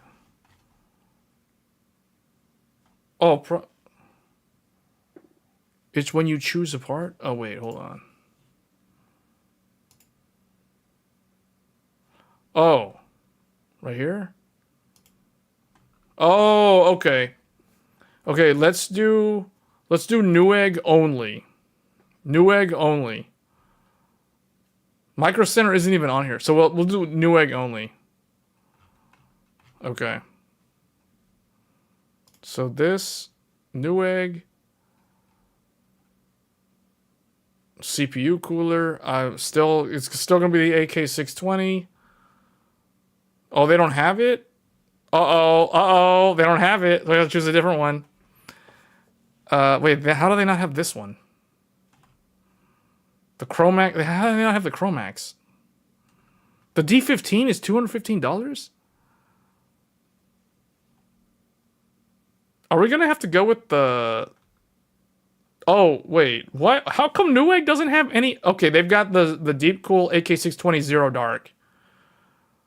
Go with this. What is this thing? Yeah, we'll just go with this one. See, the thing about the AMD, here's the thing, like the Ryzen 7 CPUs, all you need is a big air cooler. Like, this is literally all you need to cool a Ryzen CPU. You don't need liquid. You don't need an all-in-one. You don't need any kind of expensive whatever. You don't need a contact frame. You don't need none of that garbage. You literally just put a big fat air cooler on there, and that's all you need. Choose a motherboard. I like X670 just because it gives me the full connectivity. So I'm going to pick either the Steel Legend. I'll go with the Steel Legend. Actually, no, let's try to go. You said $1,500. So I would actually go with. Ooh, that's a lot of money. How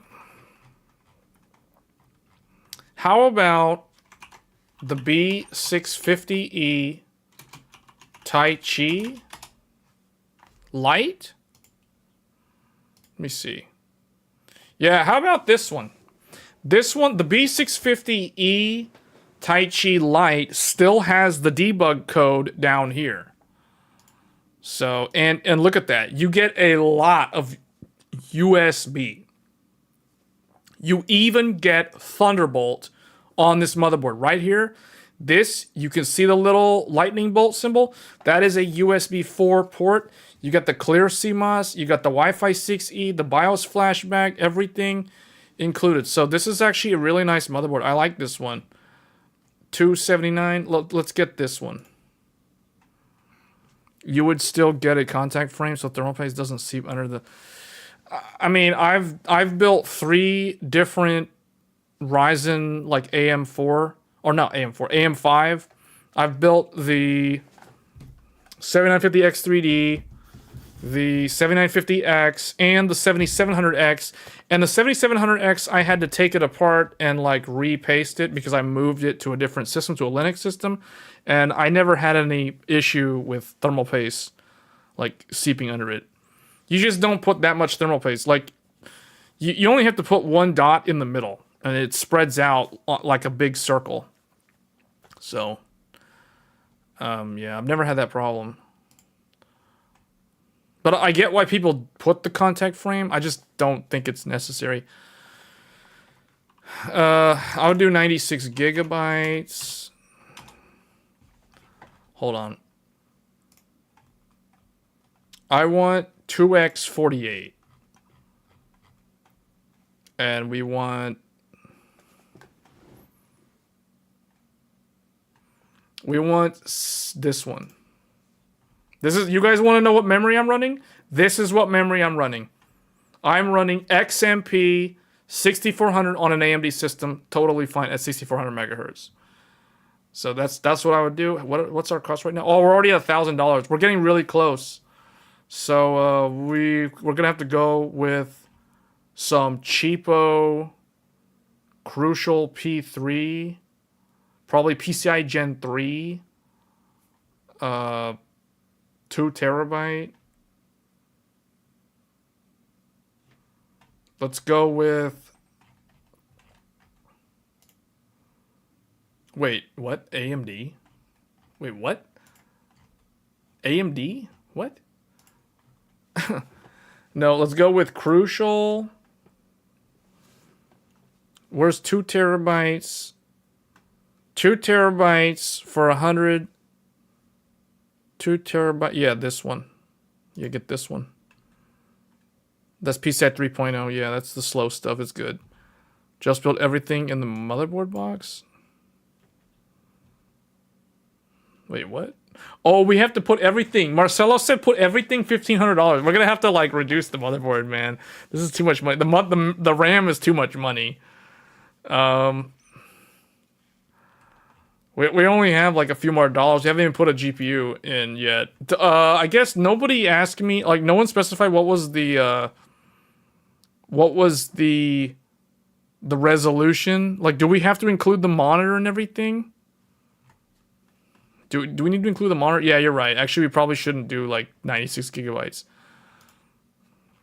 Yeah. I would do 64 though. I still don't like the idea of 32. I would do 2x32. 2x32. 6,000. 200. Yeah, this. G-Skill Trident Z5 Neo. Hey, this is the non-RGB. This is actually the rare non-RGB. I actually prefer this one. What is this? CL30? Yeah, this is Hynix. 30, 40, 40. This is Hynix. Okay, so we got Hynix memory, 6,000, whatever. What are we at? Now we still only have like $500. So the thing is, the graphics card, I'm just gonna assume 7800 XT. Sapphire, no. I want the really good one. This one. Okay, hold up. That's the nice nitro. That puts us over. So we're gonna have to cut corners. Are we gonna have to cut corners on the memory even more? Or we have to go to a cheaper motherboard, I guess. You wouldn't include the peripherals? Okay, so we have to do the case though. Oh boy. The Corsair.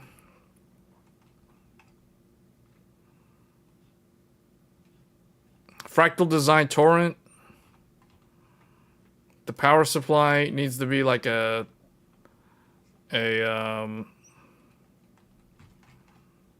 MPG. This one. We are way over. We are way over. We're gonna have to like cut corners. We're gonna have to go with the reference AMD card or get a cheaper graphics card. Beastly PC, what were they gigabytes? No, hold on. Let's try. Hold on. 7800 XT. The reference one, because that one's literally just $500. So that's cutting corners because that's basically just the plain Jane reference card, which is a fine card. I mean, I did a review on this. This is actually a pretty impressive graphics card. So that one, the Crucial. Hold on, can we go with a cheaper drive?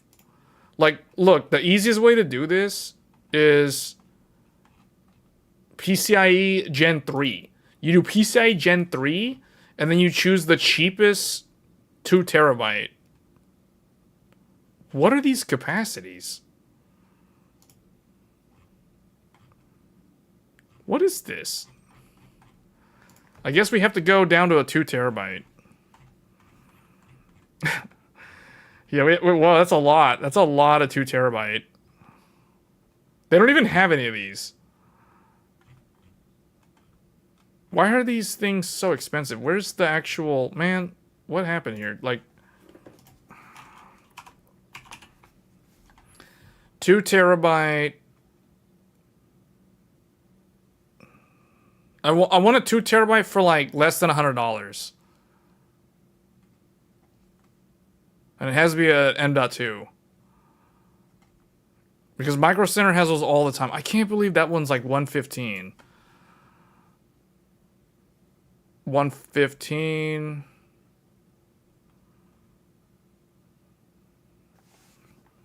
One terabyte in 2 games fills up. No, we're going for a 2 terabyte. Like, that's the minimum. Like, I'm just gonna go with this one.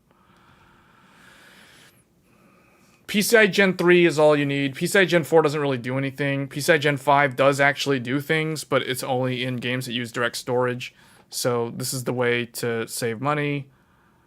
And then we're gonna have to get cheaper RAM. Like that, the RAM's too much. Yeah, wow, how is that still that much money?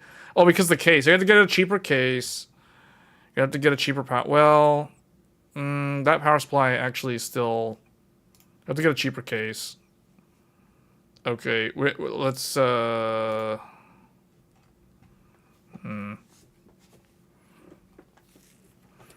Corsair 3000D. Will that even fit everything? The GPU is only a 2-slot GPU though, so keep that in mind. Would this work?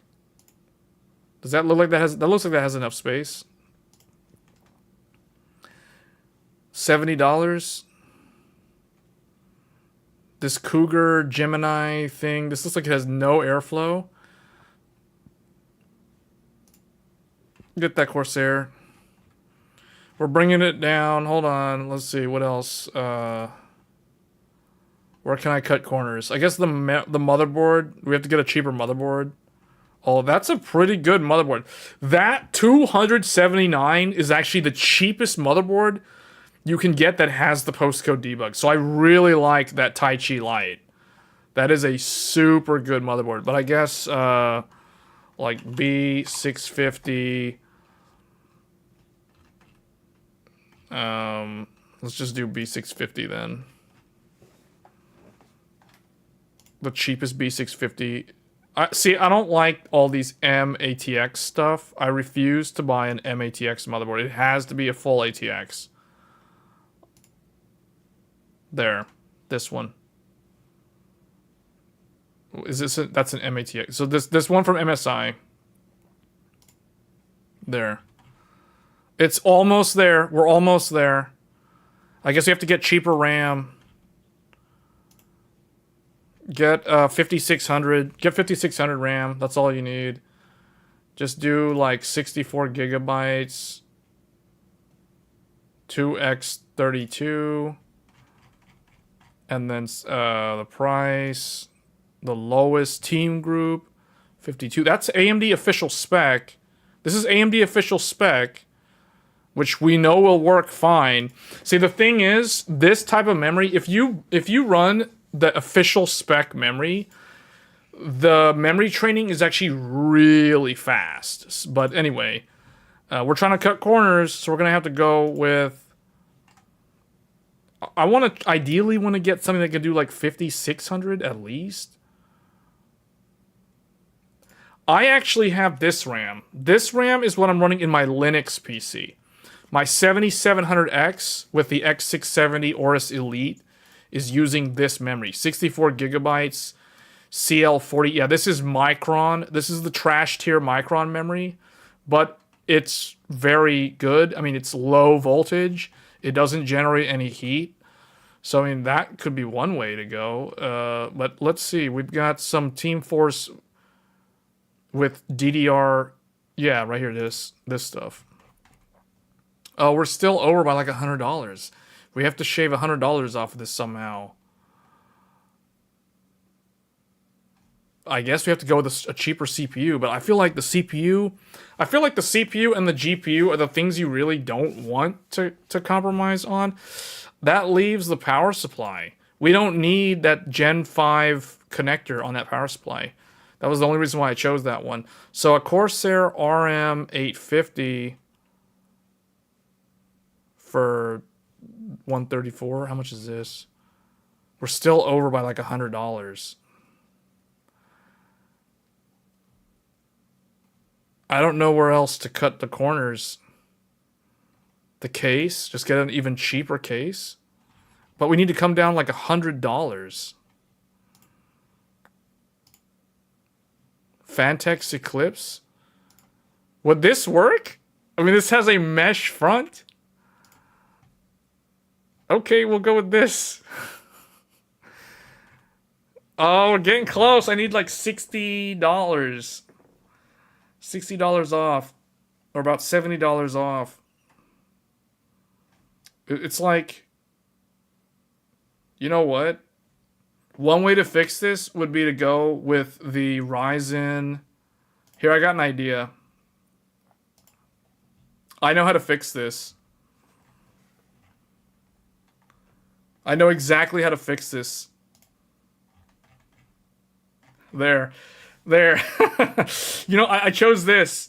I chose the Ryzen 9 7900 because the non-X includes the Wraith Prism. So now it has a 12 core. Now it's a 12 core 24 thread 65 watt TDP. So you just use a stock cooler. And right there, we're like, what? We're $30 over. That actually is really good.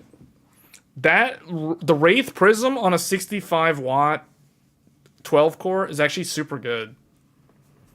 Not at 65 watt TDP. That stock cooler is actually really good. The one that comes with this is the really good one. It's the one with the RGB, the Wraith Prism. So I'd probably go with that. That way you don't need a CPU cooler. You just use the one that comes with the CPU. So yeah, that would probably be it. 64. So here's the thing though. This system is still equipped with 64 gigabytes of DDR5 6000. So I think this is Samsung memory. I'm pretty sure this is Samsung. Yeah, this is Samsung. The case looks bad. I had to cut corners. Hey, $35. $35. Hey, it comes with an RGB fan. You won't go under 60 for the case. Well, I mean, we were tasked with being right around 1,500. I mean, we're technically still over. So it's like that case is literally making us go over. I mean, the only other thing I can do is go with a cheaper power supply. Like, let's see if we can go with an even cheaper power supply. I would not go less than 850 watts, though. So, like, for me, like, something that is a hard requirement for me would be 850 watts. 850, and I don't know what the difference between an 850E and an 850X is. Oh wait, Cooler Master's got an 850 for 95. Yeah, let's get that Cooler Master. That's cheaper. What is this? I mean, this is still good. This still has like a good. It's not gonna overheat or anything. Yeah, let's go with this. 1, 2, 3, 4. So you got like 2 for the motherboard. 2 for the GPU. Yeah, this is basically does everything. Yeah, this is good. Let's go with that. Now there we go. Enermax has some interesting options. The E has cheaper capacitors. Okay. Yeah, there we go. That's it. This computer comes with a 12-core, 24-thread with the Wraith Prism, a B650 MSI, Gaming Plus Wi-Fi, 64 gigabytes of RAM, 2 terabyte NVMe, the 7800 XT, some mid-tower Fantex, and an 850 watt Cooler Master 80 plus gold. The case it really only comes with one fan. Oh, one fan? Oh man. Yeah, that's not good. Is there anything we can do to fix this? Like, hold on, let's try to... Is there any better case than that? This one's $5 more. How many fans does this come with, though? This would work. This would work. Like, look at that. That would work. That looks cool. Just get that one. Yeah, that one's cool. Now, there. Well, I mean, we're over by $11. The RGB fan will give you the FPS back. No, I think this one has much better airflow. Assuming it comes with all the fans that it has. There's no reviews.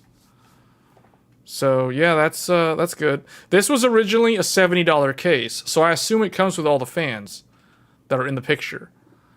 So that, and then this... I mean, that to me is close. It's like, what, $11 over? I mean, and the thing is, we're still getting... See, here's the thing.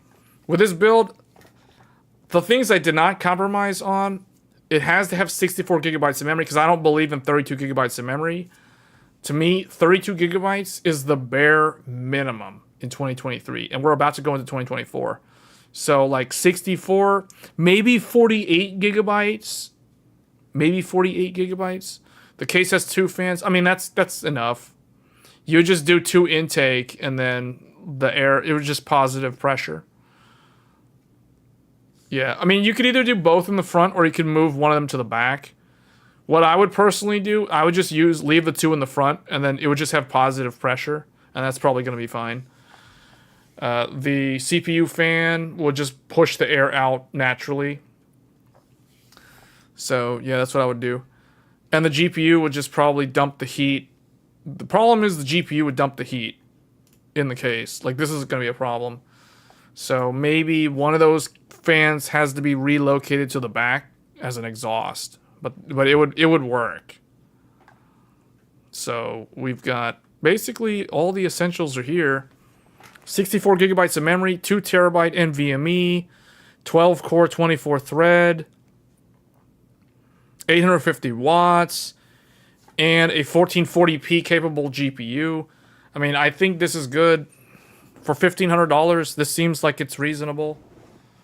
The only thing is obviously the case. And it would be nicer to have like an X3D CPU.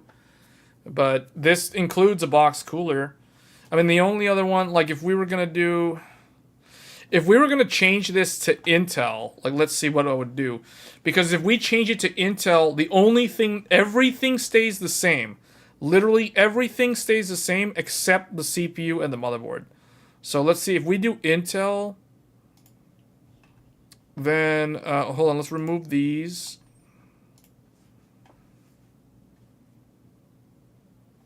That one was $400, but then you didn't have to buy the cooler. So I would probably do... Where's the Intel that comes with a box cooler? Where's that i9? This one. Oh, wait, it's $500? And it doesn't include the motherboard? So we would need to do this. Oh, but see, then you can't get for the motherboard, so that won't work. So if I was going to do an Intel one instead, it would probably be... Wait, how much was that thing? That thing was...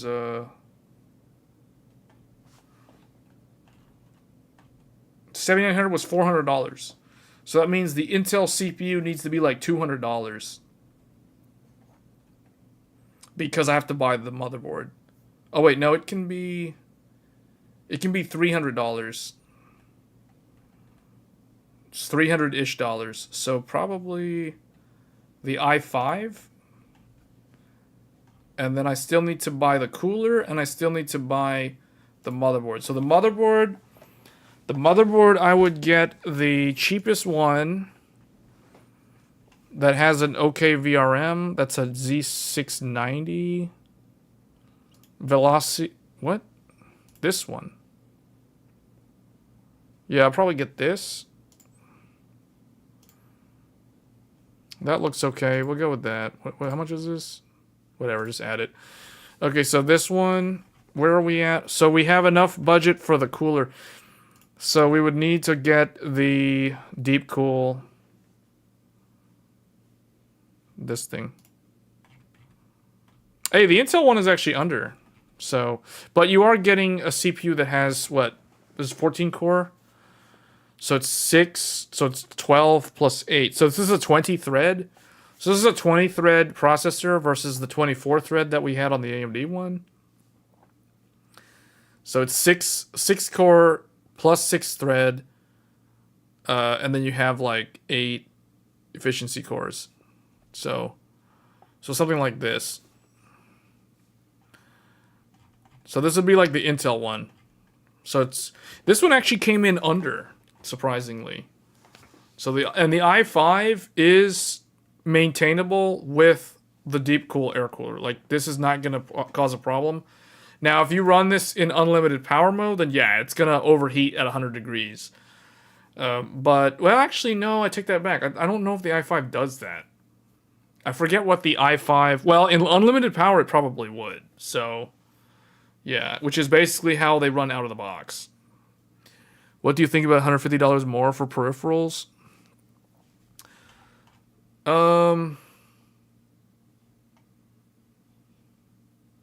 Okay, we can do that.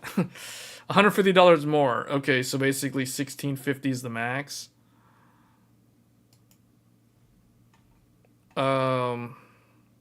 Okay, let's do peripherals. This will be interesting. So let's see.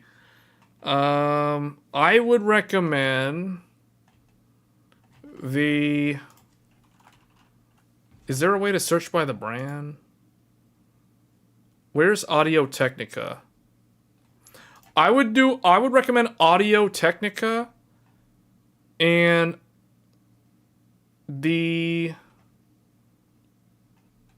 Man, what is that thing called? ATH something? ATH GDL3. Yeah, this. I recommend these. These are awesome for the price. Like, just straight up immediately add that. So, okay, so this takes... Oh, wait, they don't have it. Oh, man, they have to have it from Newegg. Because we're also doing one vendor only. Hold on. ATH. There is a white one, and then there's the blue one. Here's the white one. Yeah, I actually have these. Maybe I should do like a review on these, but these are... I'm not using them here. Obviously, these are like Sennheisers. But for a gaming headset, this is so good. Because this has a really good microphone. But what makes this better than your average gaming headset is it's open back. And open back is so much better than closed back. I mean, it's a personal preference, ultimately. But open back, your ears are able to breathe. Sound can leak through. So you don't feel like you're inside a spaceship or a submarine or something when you have them on. Like, as you speak, like, it sounds no different than if you were not wearing the headphones. Because it's open back. Open back is only bad if you care about sound bleed. Yeah, but if listening to music, though, open back is so good for the sound stage. Like, it just makes it seem more like you're listening to audio through speakers as opposed to, like, actual headphones. So, I like open back a lot. I'm a huge fan of open back. So, I would recommend these. I mean, Amazon has them for, like, 127. Adorama has them for, like, 129. It's a pity that Newegg doesn't have them, though. So I guess sticking with the rules, we won't choose those. We have to choose something that's in stock. Does Newegg even have anything in stock? I feel like Newegg doesn't have anything. Oh, actually, because I'm searching this. Razer. See, this looks... This is just like... This is serviceable, but this is like the bare minimum in my mind. But Marcelo said you got $150 for peripherals. So now, that doesn't leave a lot. So we are going to have to go with some cheap stuff. I don't like the idea of using wireless. I would go with something wired. So, yeah, just get these Logitechs for $50. These have compatibility issues. Estimated wattage, 588 watts? It's warning me that my Intel CPU is not compatible with my power supply because it uses too much electricity or some nonsense like that. What? Like, no, this is... Oh, it's telling me there's not enough connectors.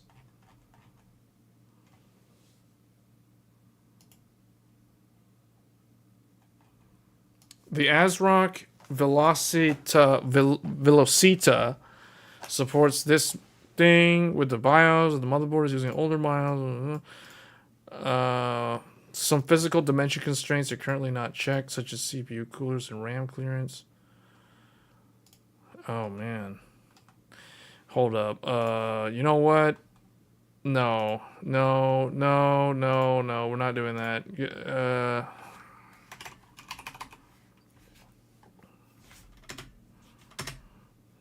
Put this back. We don't have time for this. If I want to save a lot of money, I can go with an A620. No, where was that MSI?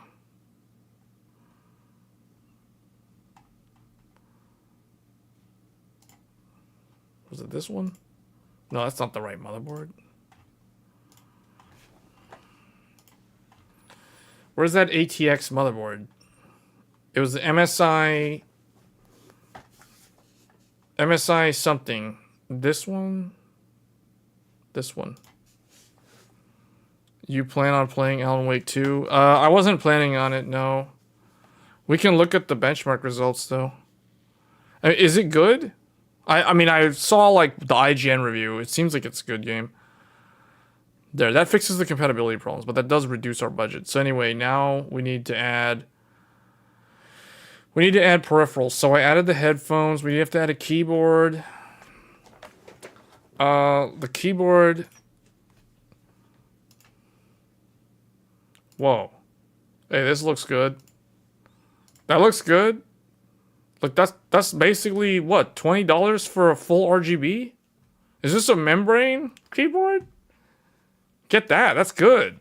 Okay.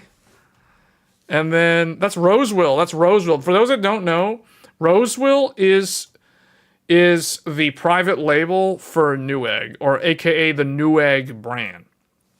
Rosewill is Newegg's brand. So this is Newegg's branded keyboard. So we're going to go with the Newegg keyboard. And then we need a mouse. I would go with just something that's like decent, I guess. I don't really...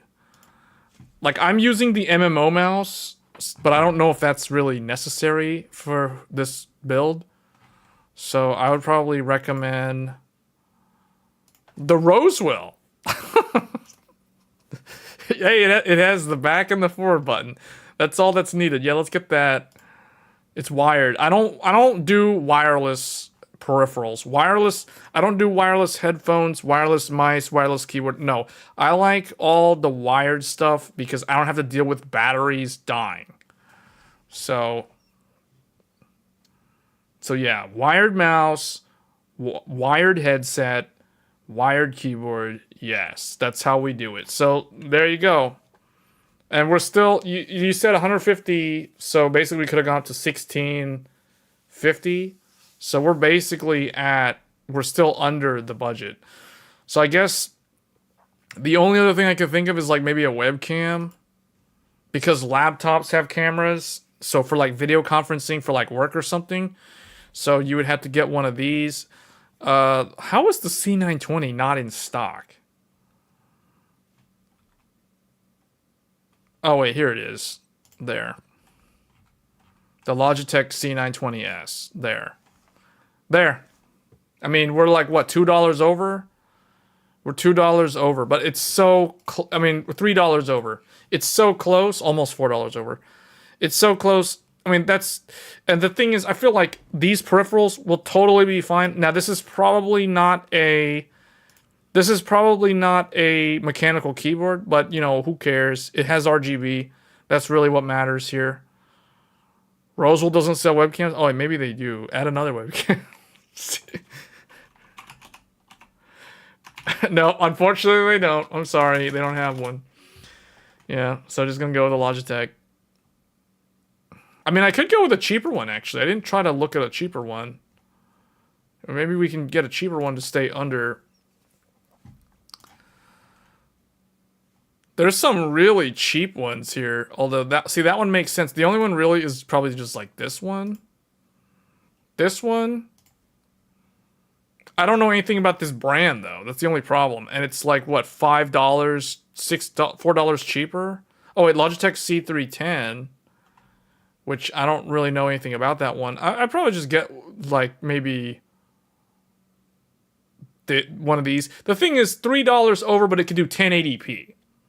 Like, it's $3 over, but it does 1080p. That's why I would still go with the C920. Popcorn quality. C270 for scraping bottom barrel. Oh, you got the C... Yeah, no, I'd go with this one because this one can do 1080p. So, yeah. This is it. There we go. It's like just over the budget, but it's so close. It's negligible at this point. So... yeah. That's it.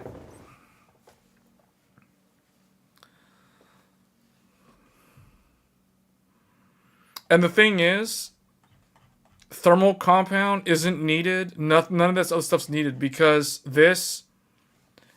the Wraith Prism already has pre-applied thermal compound underneath it, so you wouldn't need the thermal compound with this. So that's why I went with that. Well, that's one of the reasons why that's like a good deal. So yeah, I mean, 16. So basically, you get an entire PC for the price of an RTX 4090. Plus all the peripherals. You got all the peripherals. The only thing missing is a monitor. Do we need to include the monitor? Was that supposed to be part of this? I hope not, because that's going to change a lot of things. If we have to include the monitor, you know what we'd have to do? This is what we do if we want to include the monitor.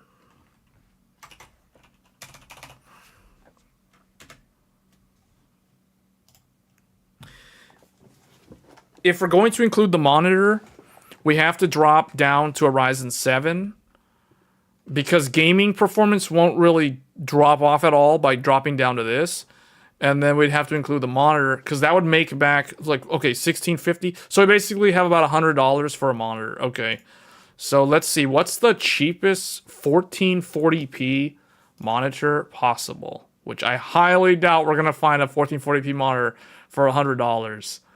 But who knows? So 2560 by 1440. The cheapest one is like $200. So okay, we have to go with a. See, this is where it complicates things. Monitor to push that 70. Well, the thing is, I would not do 1080p with this GPU. Like, if we do 1080p, then we would probably change the graphics card to a to a 7700 XT or something, or go 1080p. I mean, yeah, but I don't know. Like, high refresh 1080p just seems so. Like 140, like 240. This is still like $200 something.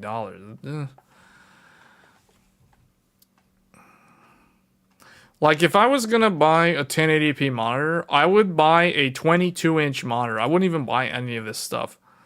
Like, it would be like a 21.5, which is this one there. I get that. This is what I would buy. Like, I don't put much effort into 1080p resolution anymore, as you can tell. So it's literally gonna be the bottom of the barrel, 22-inch, 60 hertz, and that's what I would do. And yeah, that would put us in budget. But then now it's like, doesn't really make much sense to do that, so, because of that GPU. So I would not do that. I would actually do. I would get a 1440p monitor, the cheapest one possible, at 27 inches. In fact, I would do 24 inches. Yeah, 24 inches, totally. Yeah, this is what I would get. I would totally get one of these. If I'm doing 1440p, it has to be 24 inches. I'm not doing no 27-inch garbage for 1440p. So yeah, we're definitely going small as possible. So yeah, we'll get that. And so we are over $100. We're over $100. 75 hertz, 24 inch. We had to drop down to this. I don't know. Look, hold on. What about like if we do this one? There. Now we're like $10 over. But I feel like we're starting to eat into the performance of the build by dropping down to a 6-core. So, because now we've effectively cut the number of cores on the CPU in half. We were up at 24 threads or 12 cores. Now we're down to 6. So, I don't know. This still has a box cooler because it's the non-X. But I think this is not what I don't know. Like, if we had to really do a $1,650 build, go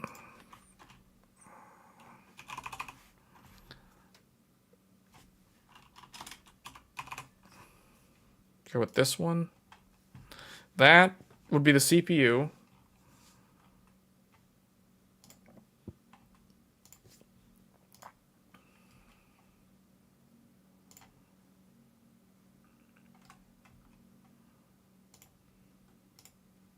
This doesn't even cover all the VRMs.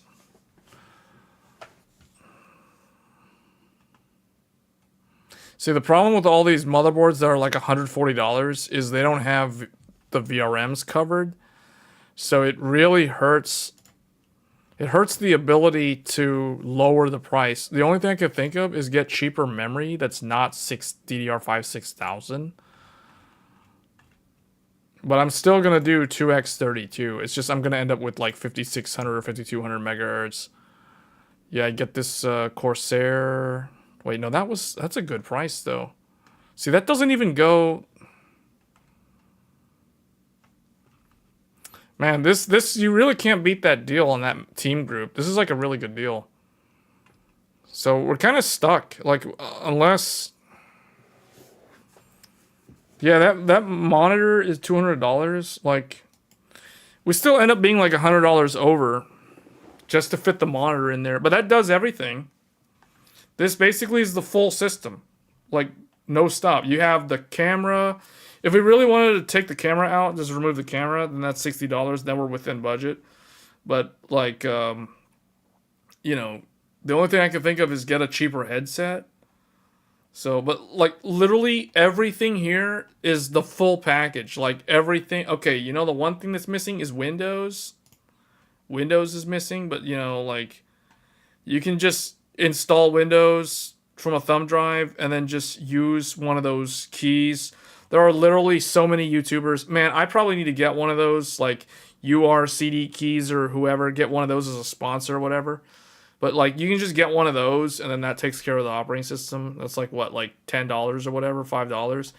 So, that isn't really a big deal. Or just install Linux, you know, like, it's free.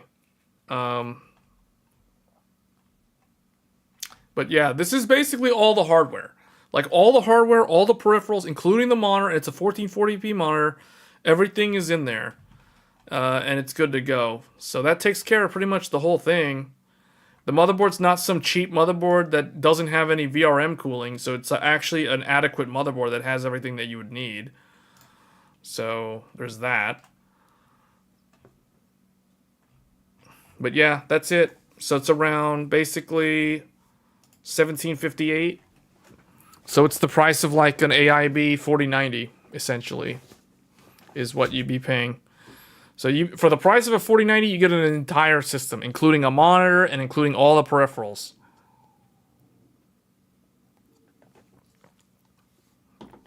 So anyway. All right. Well, that's probably going to be it for this stream. You could do some things. You could switch to Intel. It's going to complain about like, oh, the power supply is not good enough or whatever, or there's some kind of connector or some CPU cooler compatibility is not verified or whatever. But anyway, you just have to search the motherboard webpage to do that. Danny, you're new. You're watching about a video or stream about streaming with AV1 and an XT while gaming with no FPS gap. Do you know if it is possible with no lag? Yeah, I do it all the time. I do it all the time. You're literally watching one right now. You're watching an AV1 encoded stream. Now, it'll show up in YouTube as VP9 because YouTube will transcode it to VP9, but it's AV1. We're literally streaming right now on a 7900 XTX in AV1. Yeah, why would there be lag? Like, I don't understand. Unless you're like trying to do 4K or 8K or something and you have the preset set way too high and you're running into encoder lag, but that's different from actual stream lag. So,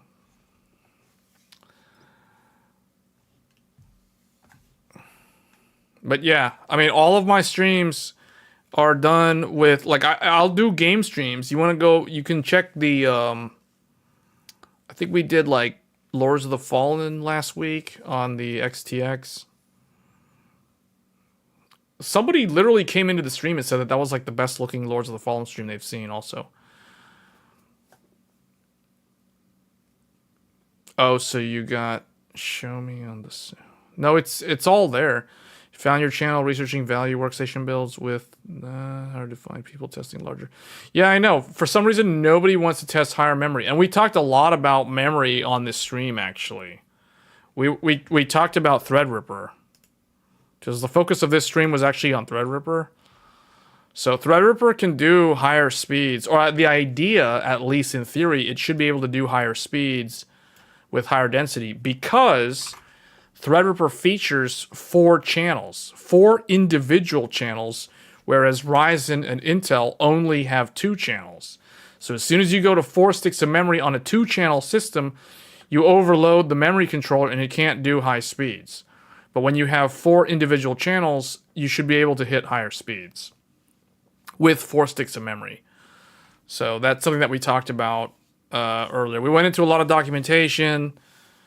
But yeah, so if you guys are new to the channel, feel free to subscribe to the channel if you want to see more of this sort of content. I stream live every Thursdays, like what I'm doing right now. We are at the very end of the stream. But we usually stream for about 2 to 3 hours every Thursday, and I answer any kind of technical questions pertaining to PC builds. So it could be any of the components. It could be the motherboards. It could be RAM.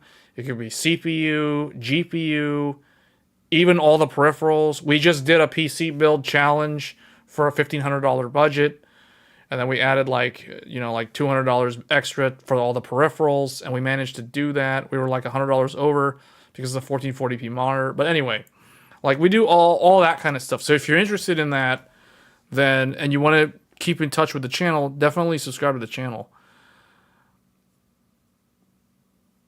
Because the thing is, my channel's not that large, so if you're not subscribed, then YouTube is not really going to recommend. Like, for example, if I make a new video about memory on Threadripper or memory on whatever, or some, overclocking guide or something, because sometimes I'll do that.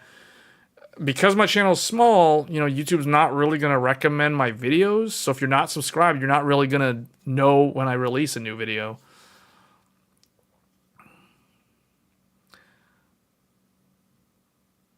You'll try streaming with the 6600 XT with no AV1 and it was good, but when I start a game, it's gonna be laggy. No, the game's not good. It should not be laggy. Are you actually using 6600 XT? So here's the thing. Like, what is your... Yeah, no, I know you can't do AV1. That's not what I'm asking. So what is... First of all, what is the PC spec? Because you're probably streaming using the CPU. So here's the thing. It can do AVC and HEVC. Yeah, exactly. But so here are the options within OBS. So in OBS, assuming you're using OBS. Now, are you using OBS or are you using XSplit? I guess I should ask, or are you using the Radeon Adrenaline? If you're using the Radeon software to stream, then you're definitely going to be using the GPU. But the first question I have is, what software are you using to do the stream? That's where I would start.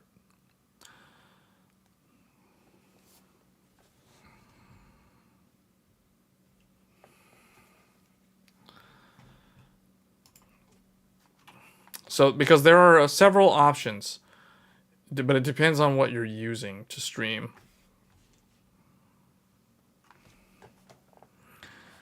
On OBS, but the CPU can't handle it with a game. So, okay. So, there are... Under encoder, advanced settings, there's a drop down. The first one is X264. The second one is going to be, I think it's going to be labeled as AMD, or maybe it's AMF. Let me see if I can see it on mine.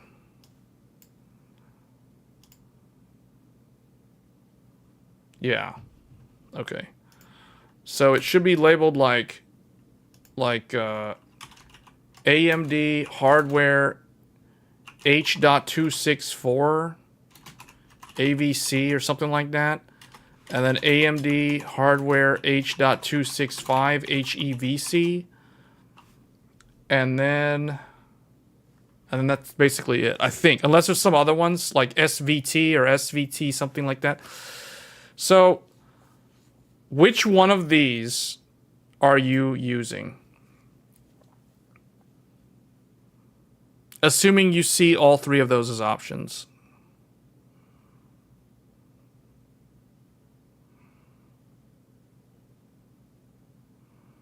No, the efficiency cores don't do anything. So, first, what is this? Like, what's the answer to this?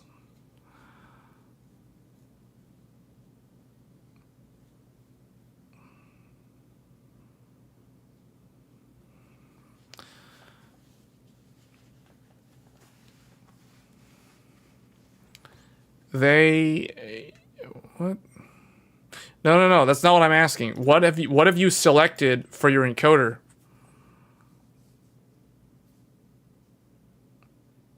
You tried H.264 for CPU and GPU. Okay, first of all, first things first, H.264 is not a CPU encoder.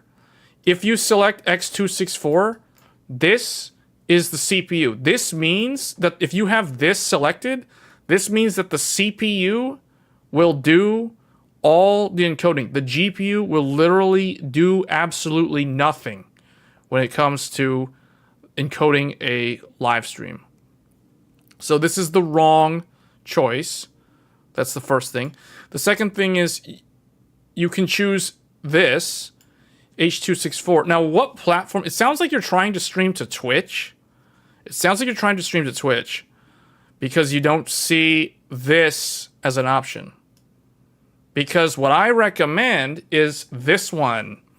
H.265 is what I would stream to YouTube using HEVC, using HLS protocol. But I think you can actually use RTMPS now to do that. You tried 264 and AMD 2. There's no 261. You mean 265.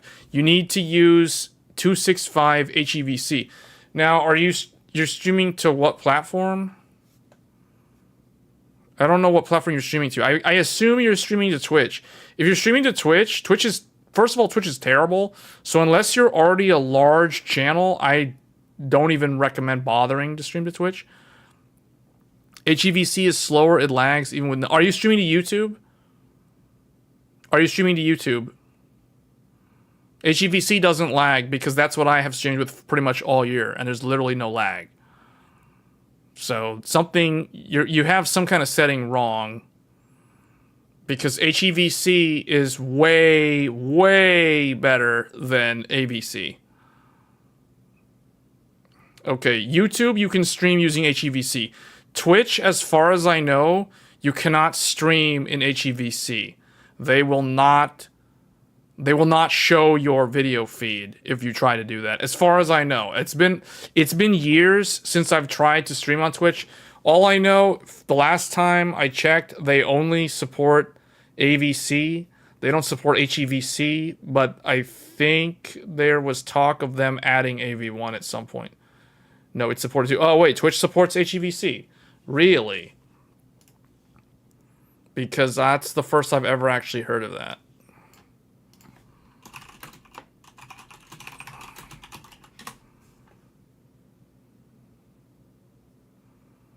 It says that it doesn't support it. How to stream... while Twitch doesn't... Are you sure?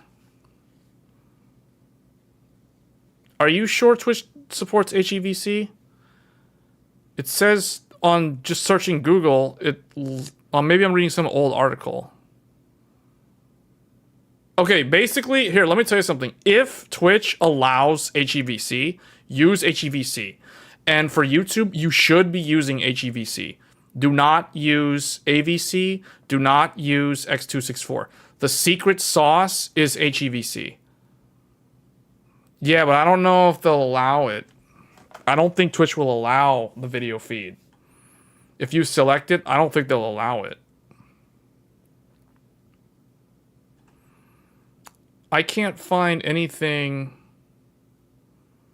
I can't find anything online saying that you can stream in HEVC.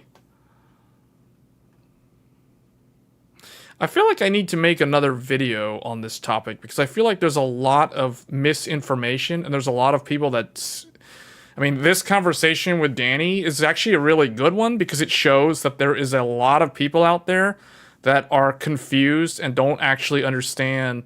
And and that's not their fault. It's not your fault that you're not able to do this or it's not working. It's because there's a lack of information available on this technology, on this topic. There's not a lot of info. Basically, here's what I will tell you. The answer is this is the one to use. Do not use this. Do not use that. If Twitch allows this, you should be using this. And I'll tell you why. I already explained all this in a previous live stream, but we're going to explain some of it again.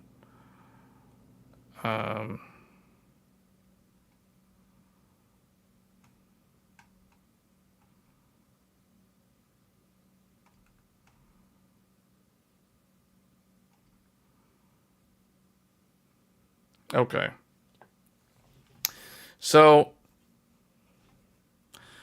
I think I was able to I think it was a thing that you can use HEVC, but it will redecode in H264. I mean, that's fine, whatever. That doesn't matter.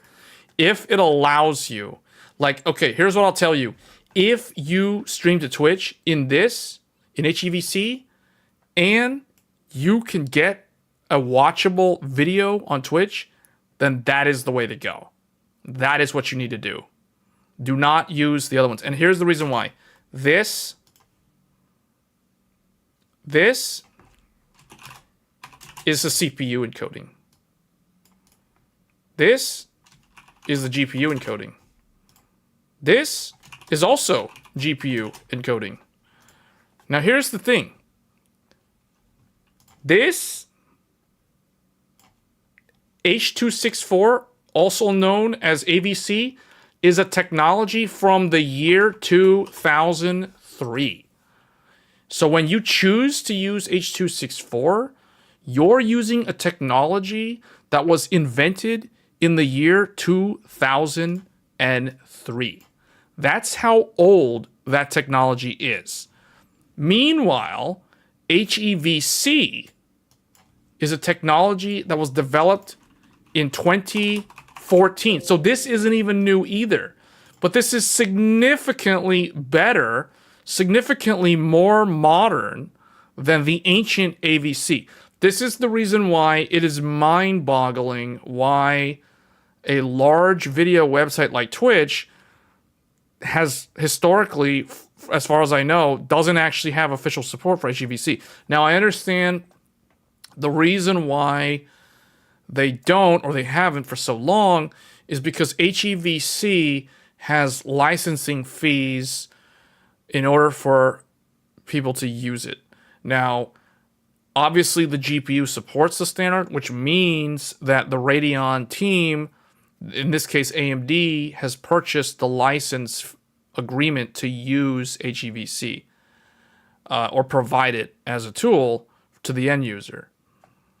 But the website, in this case Twitch, has not purchased the license, so apparently they're not like certified or whatever, or they don't have the legal authority to broadcast HEVC related content, or some legal thing. There's some legal reason why they're not supporting HEVC. Now YouTube paid for the license, so YouTube allows you to stream in HEVC. But HEVC is the way to go. Like, hands down, HEVC is the way to go. Like, here's a thing that a lot of people don't know. HEVC is almost as good, if not equal, to AV1. AV1 and HEVC are almost identical in every way. But the public doesn't actually know that. And the reason why they don't know that is because HEVC gets this bad reputation about the licensing fee. Oh, the licensing fee. Oh, it's got license fees. Ignore it. Oh, it's license fees. If you go look at Apple, if you go look at all the, like, what Mac uses for their video decode and encode, Apple has been using HEVC basically since it came out in 2014. And why do you think Apple has this reputation of being so efficient, being so wonderful, and so, like, you know, energy efficient? The Mac laptop, the MacBook has such good battery life, blah, blah, blah. I can watch movies on the Mac and it can last the whole day. Well, guess what? The secret is HEVC. Is using HEVC, high efficiency video codec. That's the reason. So you should be using high efficiency video codec. Do not use ancient 2003 technology AVC. Like if the only reason why you would ever use AVC is if there was no other choice. Like that's literally like the bargain bin, fallback, Plan Z, nothing else is there, you know, then you use it. So, yeah, you should be using HEVC, especially if you're on YouTube. Like I stream typically in HEVC, no lag, no nothing, excellent video quality, no problems. So if you have AV1, you can use AV1, but AV1 and HEVC basically look the same. Like no one's gonna tell the difference. I did a stream a few months ago where I actually did a dual stream. I did one PC streaming in, so I had Ryzen 9 7950X with 7900 XTX streaming in HEVC. Then I had another PC using Ryzen 9 7950 X3D and RTX 4090 streaming in AV1. And both streams looked identical. Like literally the same game was tested, literally the same like visual quality was perceived. So basically, yeah, use HEVC. You're not missing out. When I say like AV1 is overrated, AV1's good because it's supposed to be an open standard, although some applications still lock it down. However, the reason why AV1 is not really that important, and it won't be important for a long time, is because the average consumer device cannot even decode an AV1 video feed. And that's the reason why even if I stream to YouTube in AV1, YouTube will still transcode my video so that when you watch the video, you're actually watching it in VP9. Even though I'm streaming in AV1 or even HEVC, you still view it as VP9. So, okay, and then what?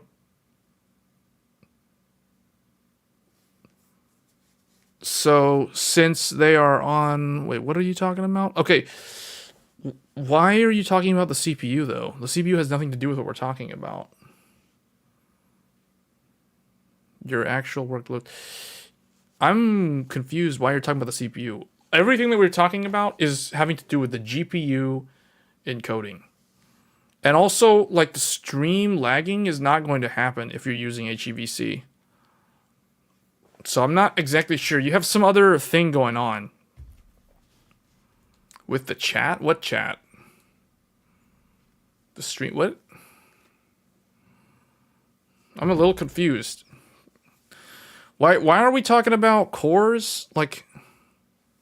What are we talking about with the cores? Mention CPU as a possible uplift to the system? Wait, why are we talking about the CPU? The CPU has nothing to do with HEVC and AV1. I literally, like, gave all the answers right here. Like, all of it's on the screen right now. So, like, why are we talking about the CPU?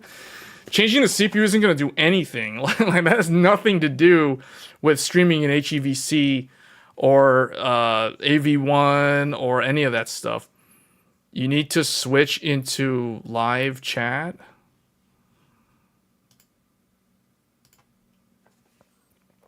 They're physically... Wait, what? Hold on, let me look at what was said earlier. The thing is, it was a thing that you can use HEVC, but it will re-decode in H.264. Yeah, whatever, that's fine.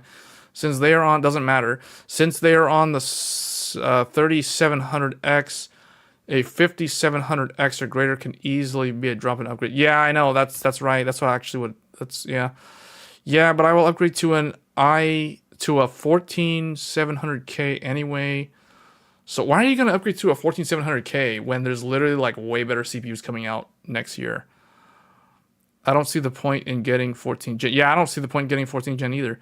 Browsers can't also use HEVC if you do not own the codec on Windows. Oh, that's actually that's a good point, but the thing with that, Nero, is most content on a browser typically doesn't play back in HEVC, nor does it play back in AV1. No, like it usually plays back in either AVC or none of the above. It's probably playing back in like VP9. Like that's pretty common too. Like that's the case with my stream right now. Like you guys are literally watching my live stream in VP9, even though I'm streaming in HEVC. More cores and lower power on the performance core because it's using... Well, I don't understand. So, Danny, you have some confusion on what the E-cores do. The E-cores don't do what you think they do. It also depends on what your operating system is. Are you using Windows 11 or are you using Windows 10? I buy my CPU... When I buy my CPU, there was many guys who tells 8 cores will be enough for gaming. Nowadays, my CPU can't handle some games. So, first of all, what games? And also, your CPU... Keep in mind, your CPU is pretty old. Your CPU is from 2019. So, it's about to be 5 years old. It's like 4.5 years old. Efficiency cores don't do work. They physically... efficiency cores are not going to help you with gaming, by the way. Just so you know. And, by the way, I'm speaking from experience. This is an i9 13900K. The E-cores don't actually help, just so you know. You need to switch into lines. There is another one in chat called Neuro. Yeah, I know. Some video players will try to force the HEV. What is... Oh, you're on Windows 11. Okay, yeah, it's still whatever. So, like, the idea that the efficiency cores are going to help you, no, that doesn't make any difference, dude. You don't understand how thread scheduling works. First of all... The only thing that the E-cores will do is they can spread out the work from whatever you're doing on the PC to more threads. That's literally all they do. So, like, for example, I can give you an example. This is a 13900K. Okay? This is a 13900K. This CPU, they say it's a 24 CPU, but only... the performance cores have hyperthreading. So that means it is a 2432 thread. This is a 32 thread CPU. That means that Windows has 32 threads to assign the work to. Now, I also have here a 7950X 3D. Okay, well, you know what? Let's just use the regular one. Okay, this is a 7950X. Okay, so this is a 16-core, 32-thread, because every single core is a performance core. That means every single core can do 2 threads simultaneously. So you have 32 threads. So from Windows' point of view, there are 32 threads to assign individual tasks to on this CPU. Likewise, there are 32 threads to assign work to this CPU as well.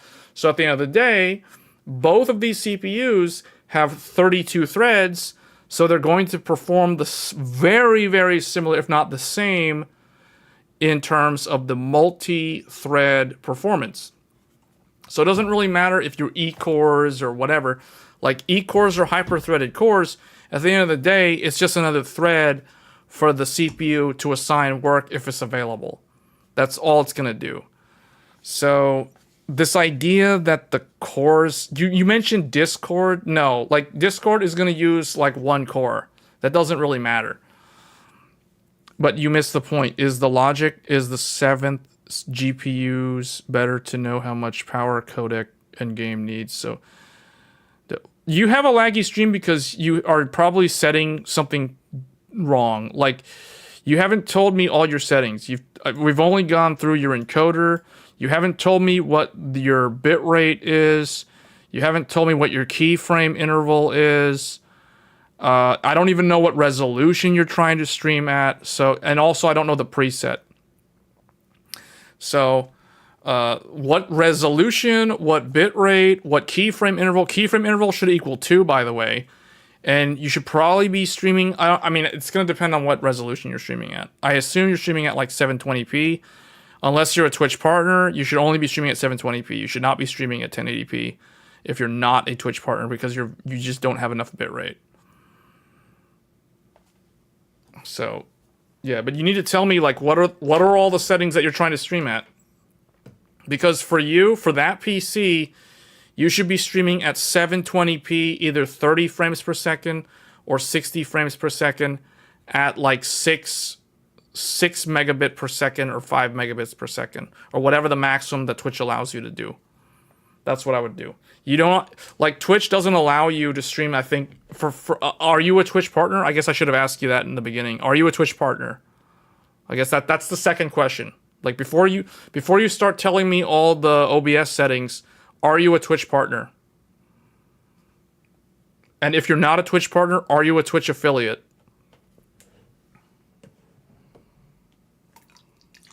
I have helped streamers before, like, fix their systems. 6,000 megabit, 2 keyframe, 2 B frame. Why are you doing 2 B frame? That's like way too many. It should be like 1 or 0. AMD hardware 264. I thought you said you have the option to do 265.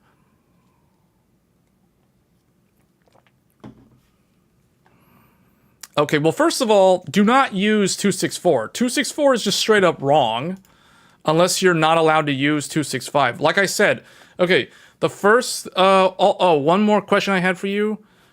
So you're not a partner, so you're not an affiliate, so you're basically capped at 6, which means, okay, you're doing a few things wrong, first of all. So here's what I would suggest that you change, and you try these settings.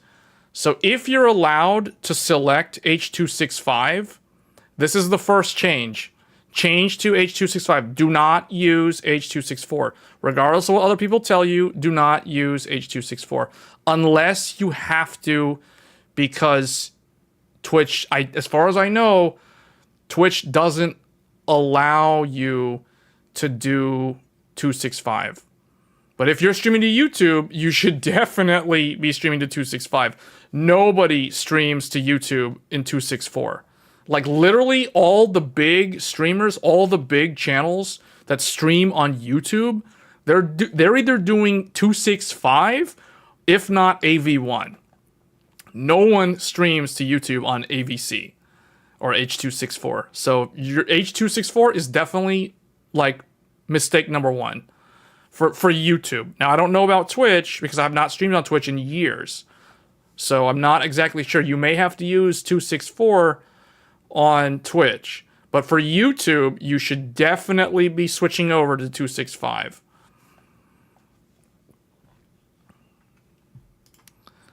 The one other question I had, what is the preset that you're selecting in the encoder setting? Are you doing quality, balance, or speed? If you're not partner, you can set 480p or something. No, but then why are you... So, are you outputting to 1080p?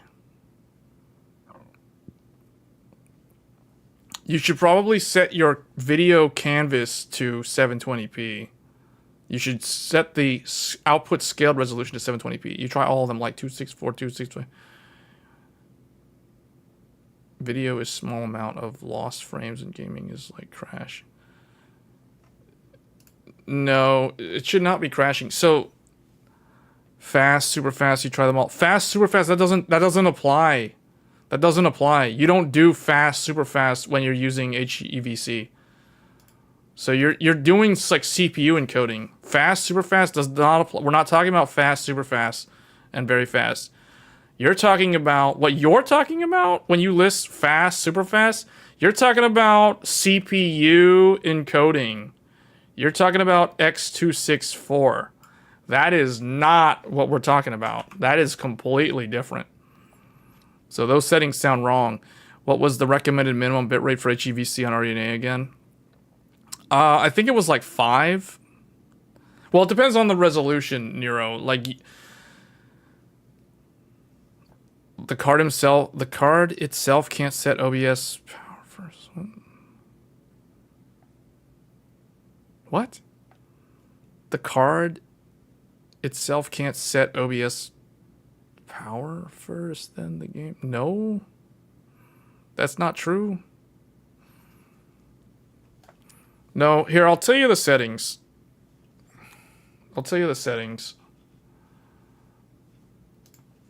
No, that's all incorrect here. Delete this. Here, just put this in a box. Here, I'm going to give you the settings. You just plug these in to OBS. So here's the first thing that you do. Under the video, in OBS, go to the video tab, or the video settings. Video settings, base, canvas, resolution. You should see something for this. This is going to equal your monitor resolution. So whatever your monitor is, so whatever that is. I don't know what monitor you're using. I assume it's like 1920 by 1080. Okay. I'm assuming you have a 1080p monitor. So then output scaled resolution equals I'm trying to remember what 720p is actually. I think 1280 by 720 or 1366 by 768. I forget. No, don't do that. You just do what I'm telling you. Here, look. Just do this. You have a 1080p monitor. So your base canvas resolution is 1080p. Your output scaled resolution is 720. You're going to stream to Twitch or YouTube at 720p. Now, you could stream to YouTube at 1080p. You just have to up the bitrate. So I'm telling you, okay, for twitch.tv OBS video settings, this is what you need to do.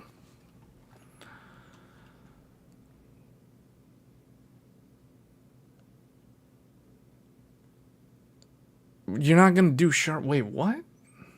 No, here. Okay, you're doing. Okay, so 2560 by 1440. That doesn't change anything. You're still going to change this to 720. You need to do this. You need to do that. Then downscale.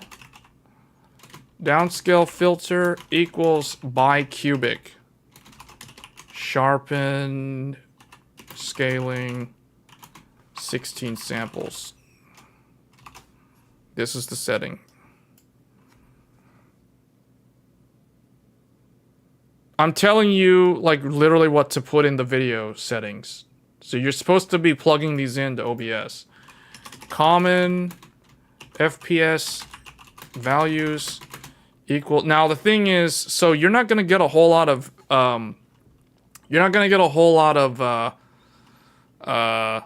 bandwidth available. So it's up to you.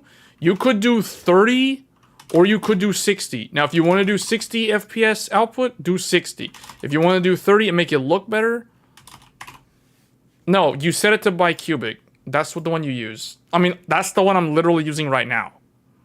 Bicubic. Just set it to bicubic. You do not want to use Lancos. You do not want to use Lancos. It's going to make it look really bad. Don't do it. Bicubic won't work. I mean, with sharpening. No, what do you mean sharpening? There's no sharpening. Just do this. This is all you need to do. Okay, that's tab number 1. That's the video tab. Okay, that's the video tab. Now we're gonna go to the output tab.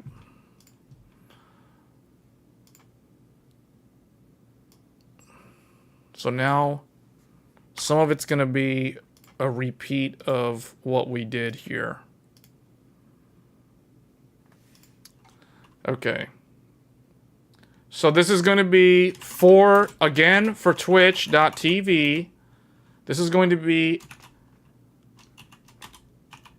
output for streaming. So you set output mode to advanced. Output settings. Output mode advanced. Because there's not enough power for bicubic. I only can use none for not hit 100%. What? Are you sure? What do you mean by there's not enough power? No, just do by Q. Look, do by Q. Have you set it to 720? What is you using as your output scale resolution? Make your output scale resolution to this. And I hope you're using the actual OBS. I hope you're not using the garbage Streamlabs OBS, because that's garbage and you should not be using that. So that's like another whole mistake in itself. Codec? No, we're not talking about codec. We haven't even gotten to codec yet. You're not doing codec. This is the video settings is what we did first. Here, now we're gonna do the streaming settings. Streaming settings. So here, you're going to do audio encoder. You're gonna set that to FFmpeg AAC. This is gonna be for the audio encoder. Then for the video encoder, I already tried this. It works, but with no game. Well, I haven't told you how to set the game. You're supposed to be using game capture. You're not supposed to be using window capture. You're probably using the wrong window capture. You're supposed to use game capture. Okay, video encoder, AMD hardware, H.265, HEVC. If this is available. If this is available. Hopefully, you claim that this is available.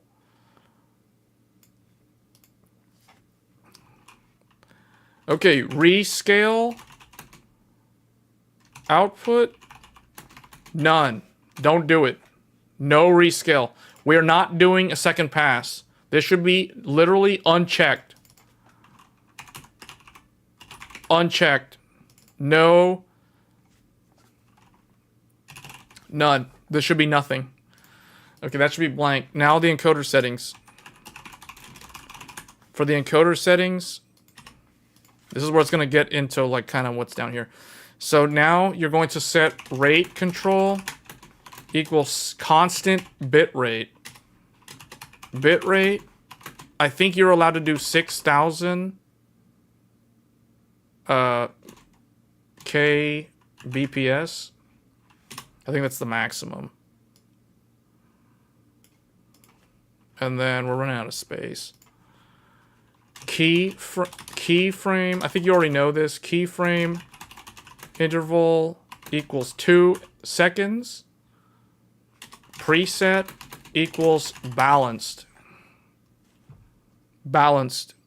Not quality, balanced. So there. And then you leave the other one. Okay, if it's the max, then do 8,000, whatever. Do whatever you need to do, just whatever. There. There. Okay. That's all you need to do. Now to add the game, to add the game, you have to have the game open already. Then under the sources, now on the main page, under sources, you select the plus button and you do game capture. You select game capture. Then you add the name of the game or whatever the game is that we're running. You know, like in my case, Lords of the Fallen, because that's what I did the most recent game that I streamed was Lords of the Fallen. But this would be whatever game, like, you know, game name, whatever. You get the idea. Whatever the game name is. So you select it this way. Do not use window capture. Do not use screen capture. You use game capture.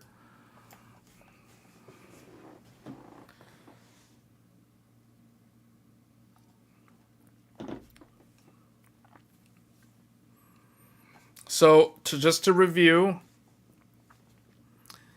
the base canvas is going to be whatever your monitor is. Doesn't really matter. It's whatever the monitor is. You said it's 1440p.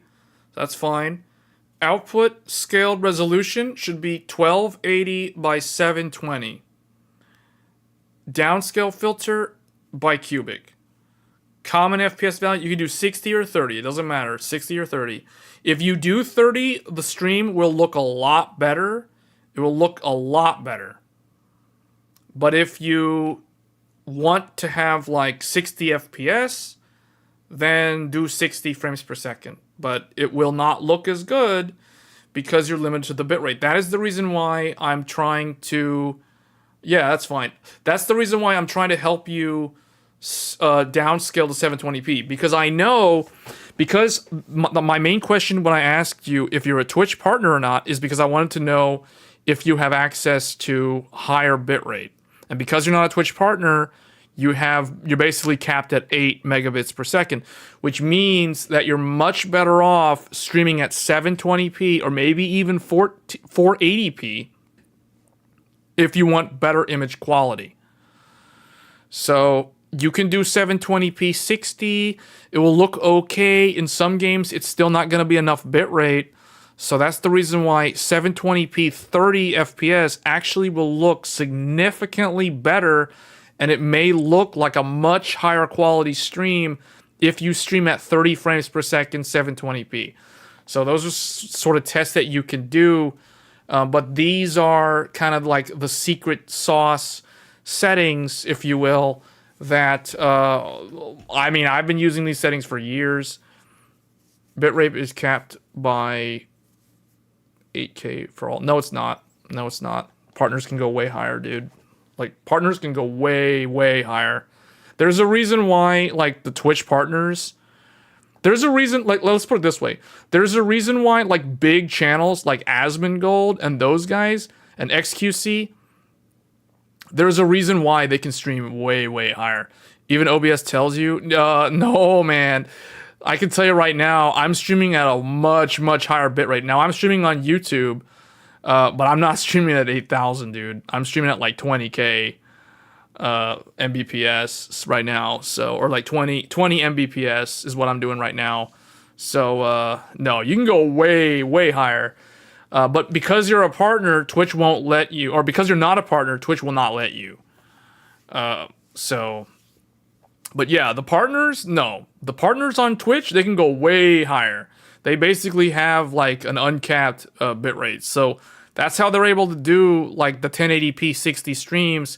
And that's the reason why their streams look so good. Here's the thing I'll tell you also. Bitrate is the king. This is the king in terms of like, you want to make your stream look like better? The more bitrate, the better it will look. Like, this is the highest priority. This is the most differentiating factor. That's why AV1 is such a big thing. Well, no, because the thing is, if Twitch allows HEVC, AV1 doesn't actually help you. Because HEVC solves that problem for 4K streams. I mean, yeah, but the thing is, HEVC solves the problem too. See, the thing, here's the thing, like, here's another thing. AV1 is equal to, it's about equal to, it's like almost equal to. It's, let's just say, it's approximately equal to HEVC, which is greater than AVC. See, so keep that in mind. These two are so similar that the amount of bitrate, like for example, if you want to do a 4K stream,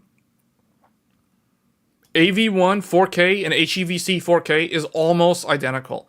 The difference is AV1 at, say, 30,000 kilobits per second will be equal to an HEVC that's at like 32,000. You see what I'm saying? So AVC or AV1 is only like at 30K, HEVC would do like 32K to have the same image quality. So they're really close, is what I'm saying. And as you go down in the bitrate, then they get closer together. So you have to go way up in the bitrate to see the difference. And then even then, once you're at like 50,000 kilobits per second, then you don't really see the difference. Only major difference is the licensing fee. Yeah, Nero understands. The major difference between AV1 and HEVC is the licensing fee. So I'm telling you, if Twitch allows HEVC, you should be streaming in HEVC because HEVC already does what AV1 does. You're thinking that AV1 is going to solve all the problems. The reality is HEVC already solved all those problems. It's just nobody talks about it because it has a licensing fee, and everyone who's like pushing AV1, they're all about the open standard, open whatever ecosystem. So I mean, I understand that, but the reality is very few consumer devices can actually decode an AV1 stream. No, I'm using an AMD CPU. No, this is the CPU I'm using right now. 7950X.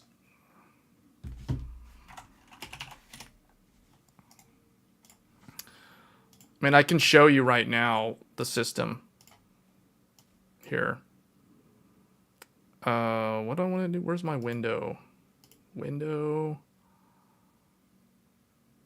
Where is it?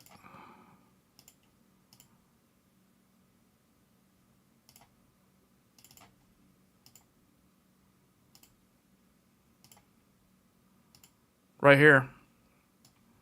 So you want to see my computer?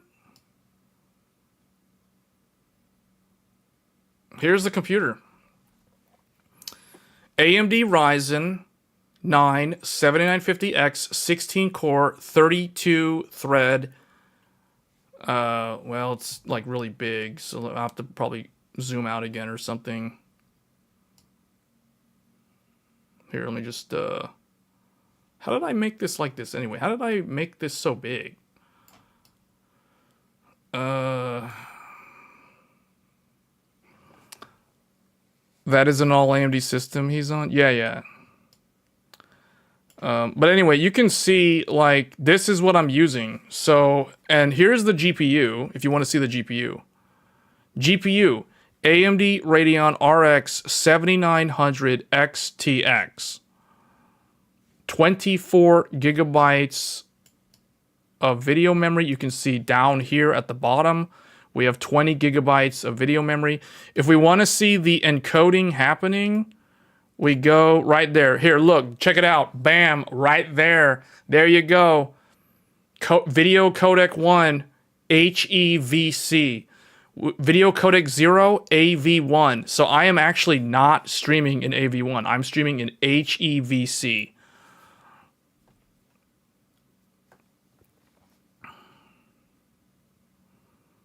Do you have info about using 4 DDR5 RAM sticks at Intel? Because at 12th gen it was buggy and 13 doesn't fix it. I have a video on my channel already talking about everything that you're talking about. Yeah, you should get subscribed to the channel. It seems like all the stuff that you're asking, I have a video on all of this stuff. Like, bam, right here, 96 gigabytes of memory. 96 gigabytes of memory at 6400 megahertz. On a Ryzen 9 7950X. There you go. 100% stable. Obviously, I'm streaming. I can stream and play like a hardcore game like Lords of the Fallen, UE5 at native 4K, and stream the game at downscaled to 1440p using HEVC or AV1, and it all works. Yeah, what I can tell you is 4 sticks of memory on Intel is no better than AMD. So 20 is XT? Yes, sure, I'll check it out. So, no, but wait, where did the XT come from? Because you told me that you're using a 6600 XT? Well, anyway, let me put this back to where it was.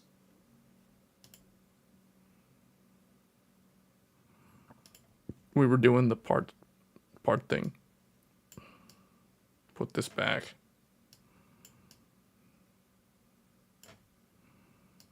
Yeah.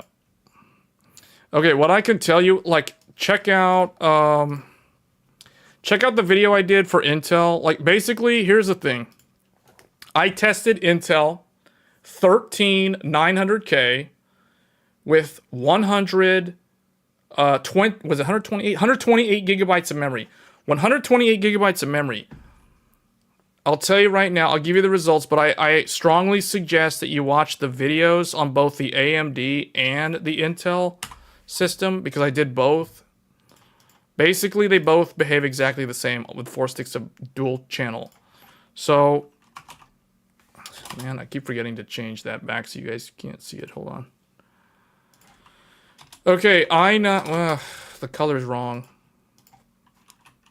i9 13900K, maximum RAM, maximum DDR5 speed for 128 gigabyte is 4800 megahertz. So you can do 4800 megahertz on this. 4 sticks. You just find 2 sticks in YouTube all the time. Yeah, this is 4 sticks, dude. 128 gigabytes. How are you going to find 128 gigabytes on 2 sticks? Max DDR speed 4x 32 gigabyte equal 128 gigabyte is 4800 megahertz. I did a video testing it. I tested 5600. It corrupted my Windows file. I had to reinstall Windows after a day. I did not try 54. I was going to try 52, but then I decided to test it on AMD. On AMD, on the Ryzen 9 7950X, max DDR5 speed for 4x 32 gigabyte. Actually, for AMD, I did do 2 tests. I did also test 4x 48 gigabyte for 192 gigabytes total. Is 4800 megahertz. So basically, can anyone read this? Yeah. No. You're here. You're here. Just haven't said anything since like an hour ago. This was XMP memory. The tested memory is literally in the description of the video. The RAM, okay, all my hardware is in the description of the live stream. If you click on the description down below, you will see all of the RAM. You'll see the exact same RAM. You'll see all the motherboard, everything.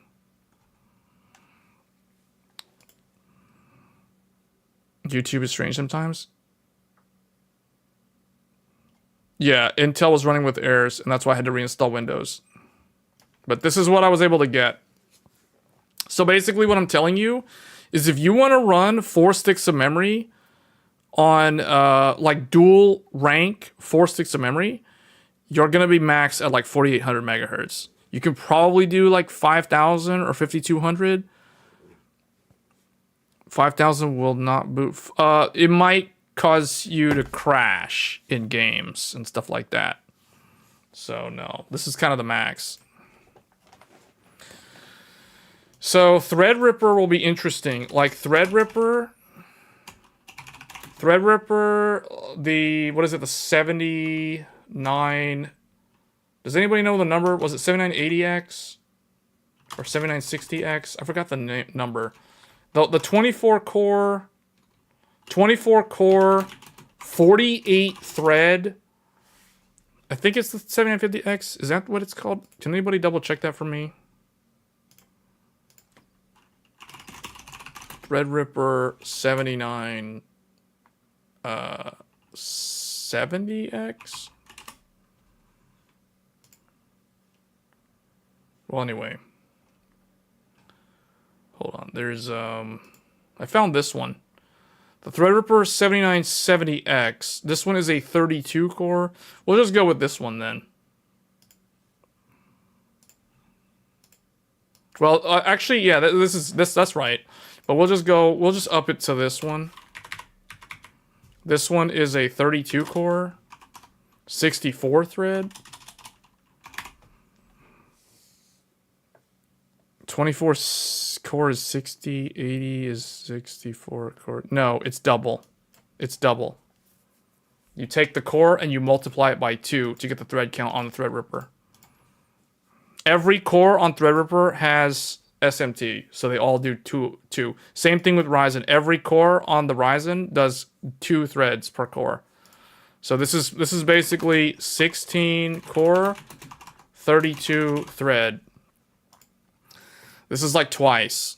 This will be the next one up. This one, max DDR5 speed for 4x, 48 gigabyte equal 192 gigabyte, is probably, if I had to guess, we don't actually know, but if I had to guess, it would be like somewhere between this to like 8,000 or something like that. Now, I could be completely wrong on this upper number because the thing is, we don't actually know. So I'm just going to go ahead and leave it like this for now, because what I know is that I am running 6400 with 2 sticks on the 750X. Now, that is a dual channel system, so I'm running 1 DIMM per channel. Threadripper has quad channel memory. That means Threadripper has 4 memory channels. So if you do 4 sticks of memory, that's 1 DPC per channel. That means that whatever you can do on this with 2 sticks of memory, you can also do on this with 4 sticks of memory, because you have twice as many memory channels. Or at least that's my hypothesis. I don't know if that's true. I'm just guessing based off of what I've been able to do with the Ryzen 9 system. You haven't stress tested the 7800X 3D Cinebench. Yeah, just Cinebench is fine. That's fine. I mean, I would do that and then I'd fire up a game. Like, that's what I would do, Sid. Like, the best game that I could think of is Forspoken, if you want to test stability without having to do like a multiplayer game. But whatever modern game you have, just test one of those. Just do like two Cinebench runs and then like fire up a game. But basically, like, this is kind of the max. Because not a lot of people talk about high memory count. Like, a lot of people talk about like 32 gigabytes of memory, which is so small in amount that it's so insignificant. If you have a late game Stellar save, yeah. Metro 23.3, yeah. So anyway, 7980 is 7960 is 24 core. So yeah, this one is a 32. And then you're right. There's an 80, which is a 64, I think. Yeah, 64 is the next one. And then there's one that goes up to 96. What's FH5? FH5. Oh, is that Forza Horizon 5? Or what is that? What's FH5? Anyway. Okay, guys. Well, I think that handles that. I mean, I think that was good. I might have to make a video about this topic, though, about the OBS thing, because I feel like there's so much misinformation or just a straight up lack of information when it comes to encoder settings and that sort of thing. Because it, like, this, honestly, this stuff is really not that hard to set up. Like, using these settings is kind of like the easiest thing to do. And then the main thing you want to do is you don't want rescale. Rescale is not necessary. You want to, if you're going to do scaling because you're not a partner, you would do that on the scaled resolution under the video settings, not the encoder settings. That is like the thing that I see a lot of people do wrong, step 1. The other thing that I see a lot of people do wrong is they don't set the keyframe interval. They leave it at 0, which can work, but it's not ideal. The other thing is the B frames is not necessary. You need to leave the custom encoder settings blank because you're going to be using H.265. But that's the thing. H.265 is kind of the thing that fixes all the issues with like people complaining about quality or whatever. Like that plus the bitrate. This plus this is like and like this resolution, like 720p resolution, is kind of the secret. Like those are the secret settings, really. Unless you can push bitrate like way up, then you don't want to go beyond like 720p on your output. Because I think a common problem that I see a lot of people that are not Twitch partners, a lot of people who are not partnered with Twitch, they try to stream at 1080p, and then like no one watches them. Literally, no one watches them. And the reason why that no one watches people who stream at 720p that aren't Twitch partners is because their stream quality looks bad. Like, it just straight up looks bad. 8,000 kbps is not enough for a 1080p 60 frames per second. Like, this is like the bare minimum for a 1080p 30 frames per second. Like, if someone's going to stream at 8K bitrate, they need to be streaming at either 720p 60 or 720p 30, or if they want to do 1080p, they can only stream at 30 frames per second. Anyone who streams at 1080p 60 with 8,000 kbps, they're literally never going to grow their channel. No one's going to watch them. No one's going to waste their time watching people that stream at 1080p 60 at 8 kbps. Like, I'm just being totally frank with you. Like, I'm just being full transparency. No one's going to watch that. So I'm just telling you, because if you want to actually grow your channel, you have to know, like, kind of what are the things that will make your stream stand out from all the other people out there that are streaming either a similar game or whatever, you know, all that kind of stuff. Is the XTX able to stream 1440p? 12 kbps. That's it. Yes, I do it all the time.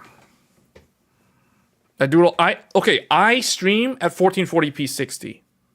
Check my stream right now. The source quality of my stream right now is 1440p 60.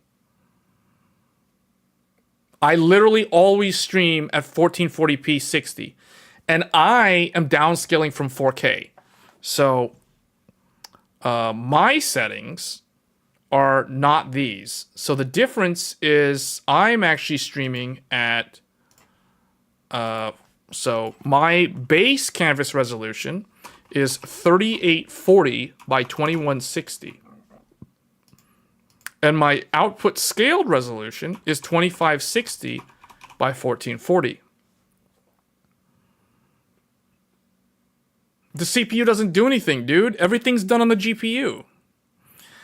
I feel like there's a lot of confusion. Like, there was discussion, like you were talking about upgrading the CPU. Upgrading the CPU isn't really going to do anything for your stream.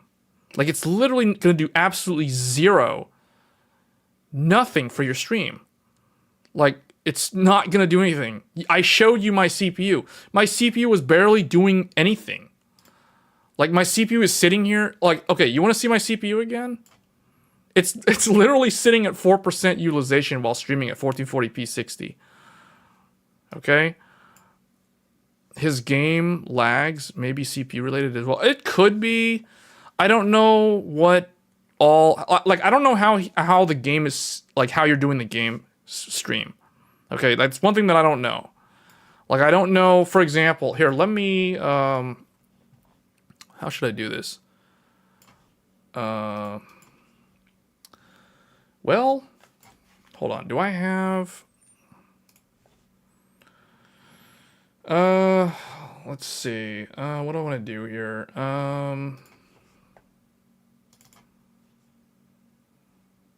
Let's go in here real quick. My game's not lag, it's the stream that lags. Yeah, that means that you're not doing the settings correctly. Like, I literally gave you all the settings, though. So you took a screenshot of the settings earlier, so that should be all you need to do. But here, look, I'm going to fire up a game. I'm firing up a game right now while I'm still live. Just like any other big streamer, even though I'm not even a big streamer. I only do this once a week. I'm usually just making YouTube videos. But I need to make that reminds me, I need to make a YouTube video. Haven't done one in a while. And I'm probably going to make one about all this stream stuff, because I feel like this is the sort of thing. Okay, so here, let me go in this game. Alright, let me load up this game so you can see. Where's my... okay, here, let me show you. Game. Star Rail. There. Look, check it out. All right. So I'm basically playing this game maxed out 4K. 4K. Now the game has a frame cap. You can't do above 60 because it's, you know, whatever. It's just the game. So VSync, this can be on or off. It doesn't really matter because we're stuck at 60 and I'm using a 144 hertz 4K monitor, so that doesn't really matter. Everything is maxed out. Like everything on this game is literally maxed out. Like I can't go any higher. Actually, I need to move the chat. I can't see you guys because okay.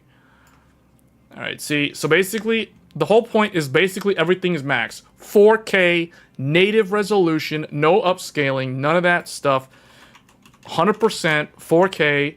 And I'm streaming to YouTube right now using HEVC, which is basically H.265. I'm not using AV1. I could be using AV1, but I'm not doing it. I'm using HEVC, even though I have an XTX, which has an AV1 encoder.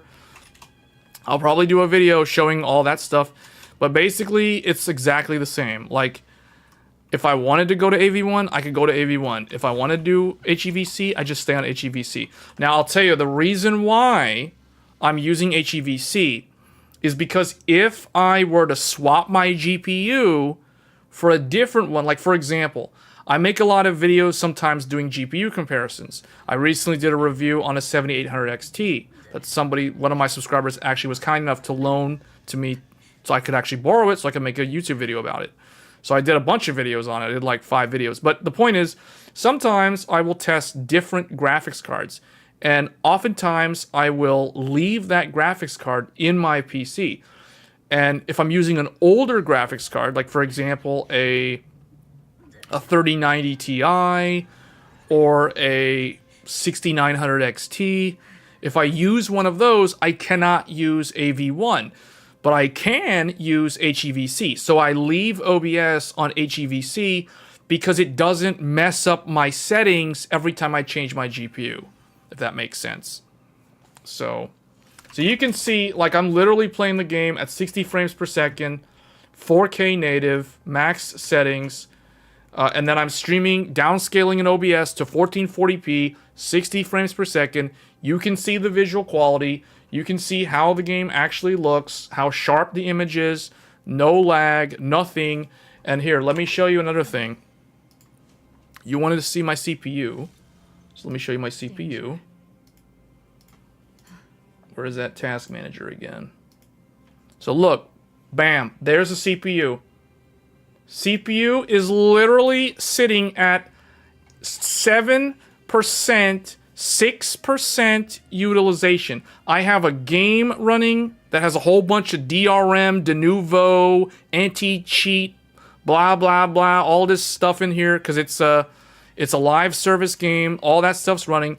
4K native, max out, live streaming to YouTube, 1440p, 60 frames per second, HEVC, everything fully maxed out, like 20K, like I'm doing like 20 Mbps in terms of the bitrate right now, okay? Or like 17 or whatever it was. It's like, I'm doing like 20,000 kbps on my actual bitrate on YouTube. So, you know, like, clearly it's gonna look the way it looks because we throw a lot of bitrate at it and we're using high efficiency video codec. Now you wanna see the, well, you can see there's the cores, so you can see some of the cores are doing stuff because the game is running, but there's a bunch of cores down here which are literally doing absolutely nothing. They're just sitting there doing nothing. Make this a little bit smaller, make it a little bit smaller so we can fit the whole thing. Alright, I want to show you my GPU. Make this a little bit smaller. This turned out to be a pretty interesting stream. I wasn't expecting to do all of this, like, stuff about streaming, but anyway. So you can check this out. So here's the graphics card. The graphics card is only doing like 38% 3D, and that's because this game is not that hard to run. But if we go here to video codec 1, and I guess up here we can do video codec 0, you can see this is it. This is the secret. You do not want this video codec 1 or 0 to go to 100%. If your stream is lagging while you're using the graphics card to encode the video, you need to check your codec utilization while streaming. If it is exceeding 100%, you need to back down your preset because your preset is set too high. You can see right now, 1440p 60 downscale from 4K with HEVC is using about 59 to 60% of the encoder. Can you check video codec and task manager? Oh, I think there's stream lag. Yes, that's exactly what we're doing. Danger. I mean, there's like delay in the chat. But yes, this is the stream codec in task manager, as you can see right there. Yeah. So that's the answer. Most likely, if your stream is lagging, but the game is fine, you're probably running at 100% on your video codec. You do not want your video codec on the GPU to exceed 100%. If it's constantly going above 100%, then you have some setting wrong, and it's probably the preset. So going back to this, the answer to the question, where's my mouse? It's right here. Whoops. Well, whatever. This is what you want to check. You want to make sure your preset is set to balanced, not quality, because sometimes quality can cause the codec to basically exceed 100%. But now if you're doing 720p, this shouldn't be a problem. You should be able to stream 720p quality preset, and it should be fine in terms of the codec. But if you're doing quality and 1080p, maybe that's the reason. But I think that's probably what the issue is.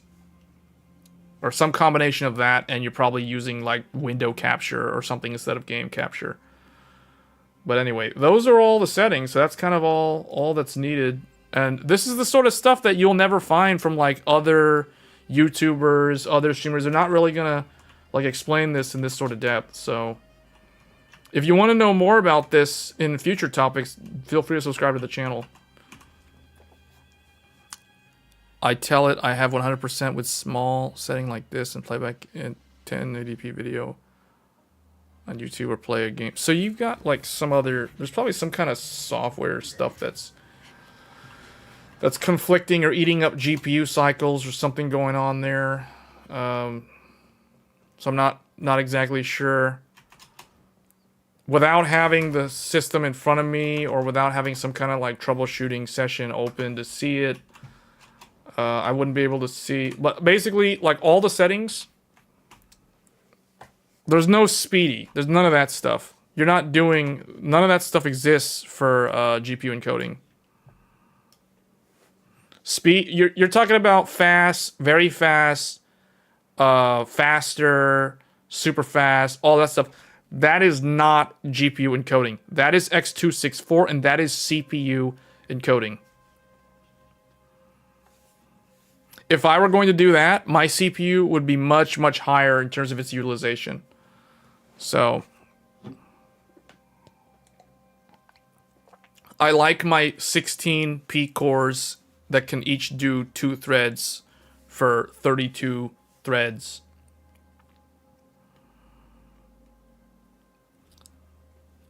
The 6600 XT is supposed to have a better encoder compared to my 5500 XT, which I got to record okay video and it doesn't lag. Yeah, there's probably something with the preset that's set wrong, if I had to guess.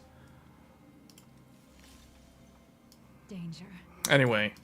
Alright, well that's probably going to be it for this stream. I was not expecting it to go this long, to be honest, but I think we covered a lot of interesting topics here.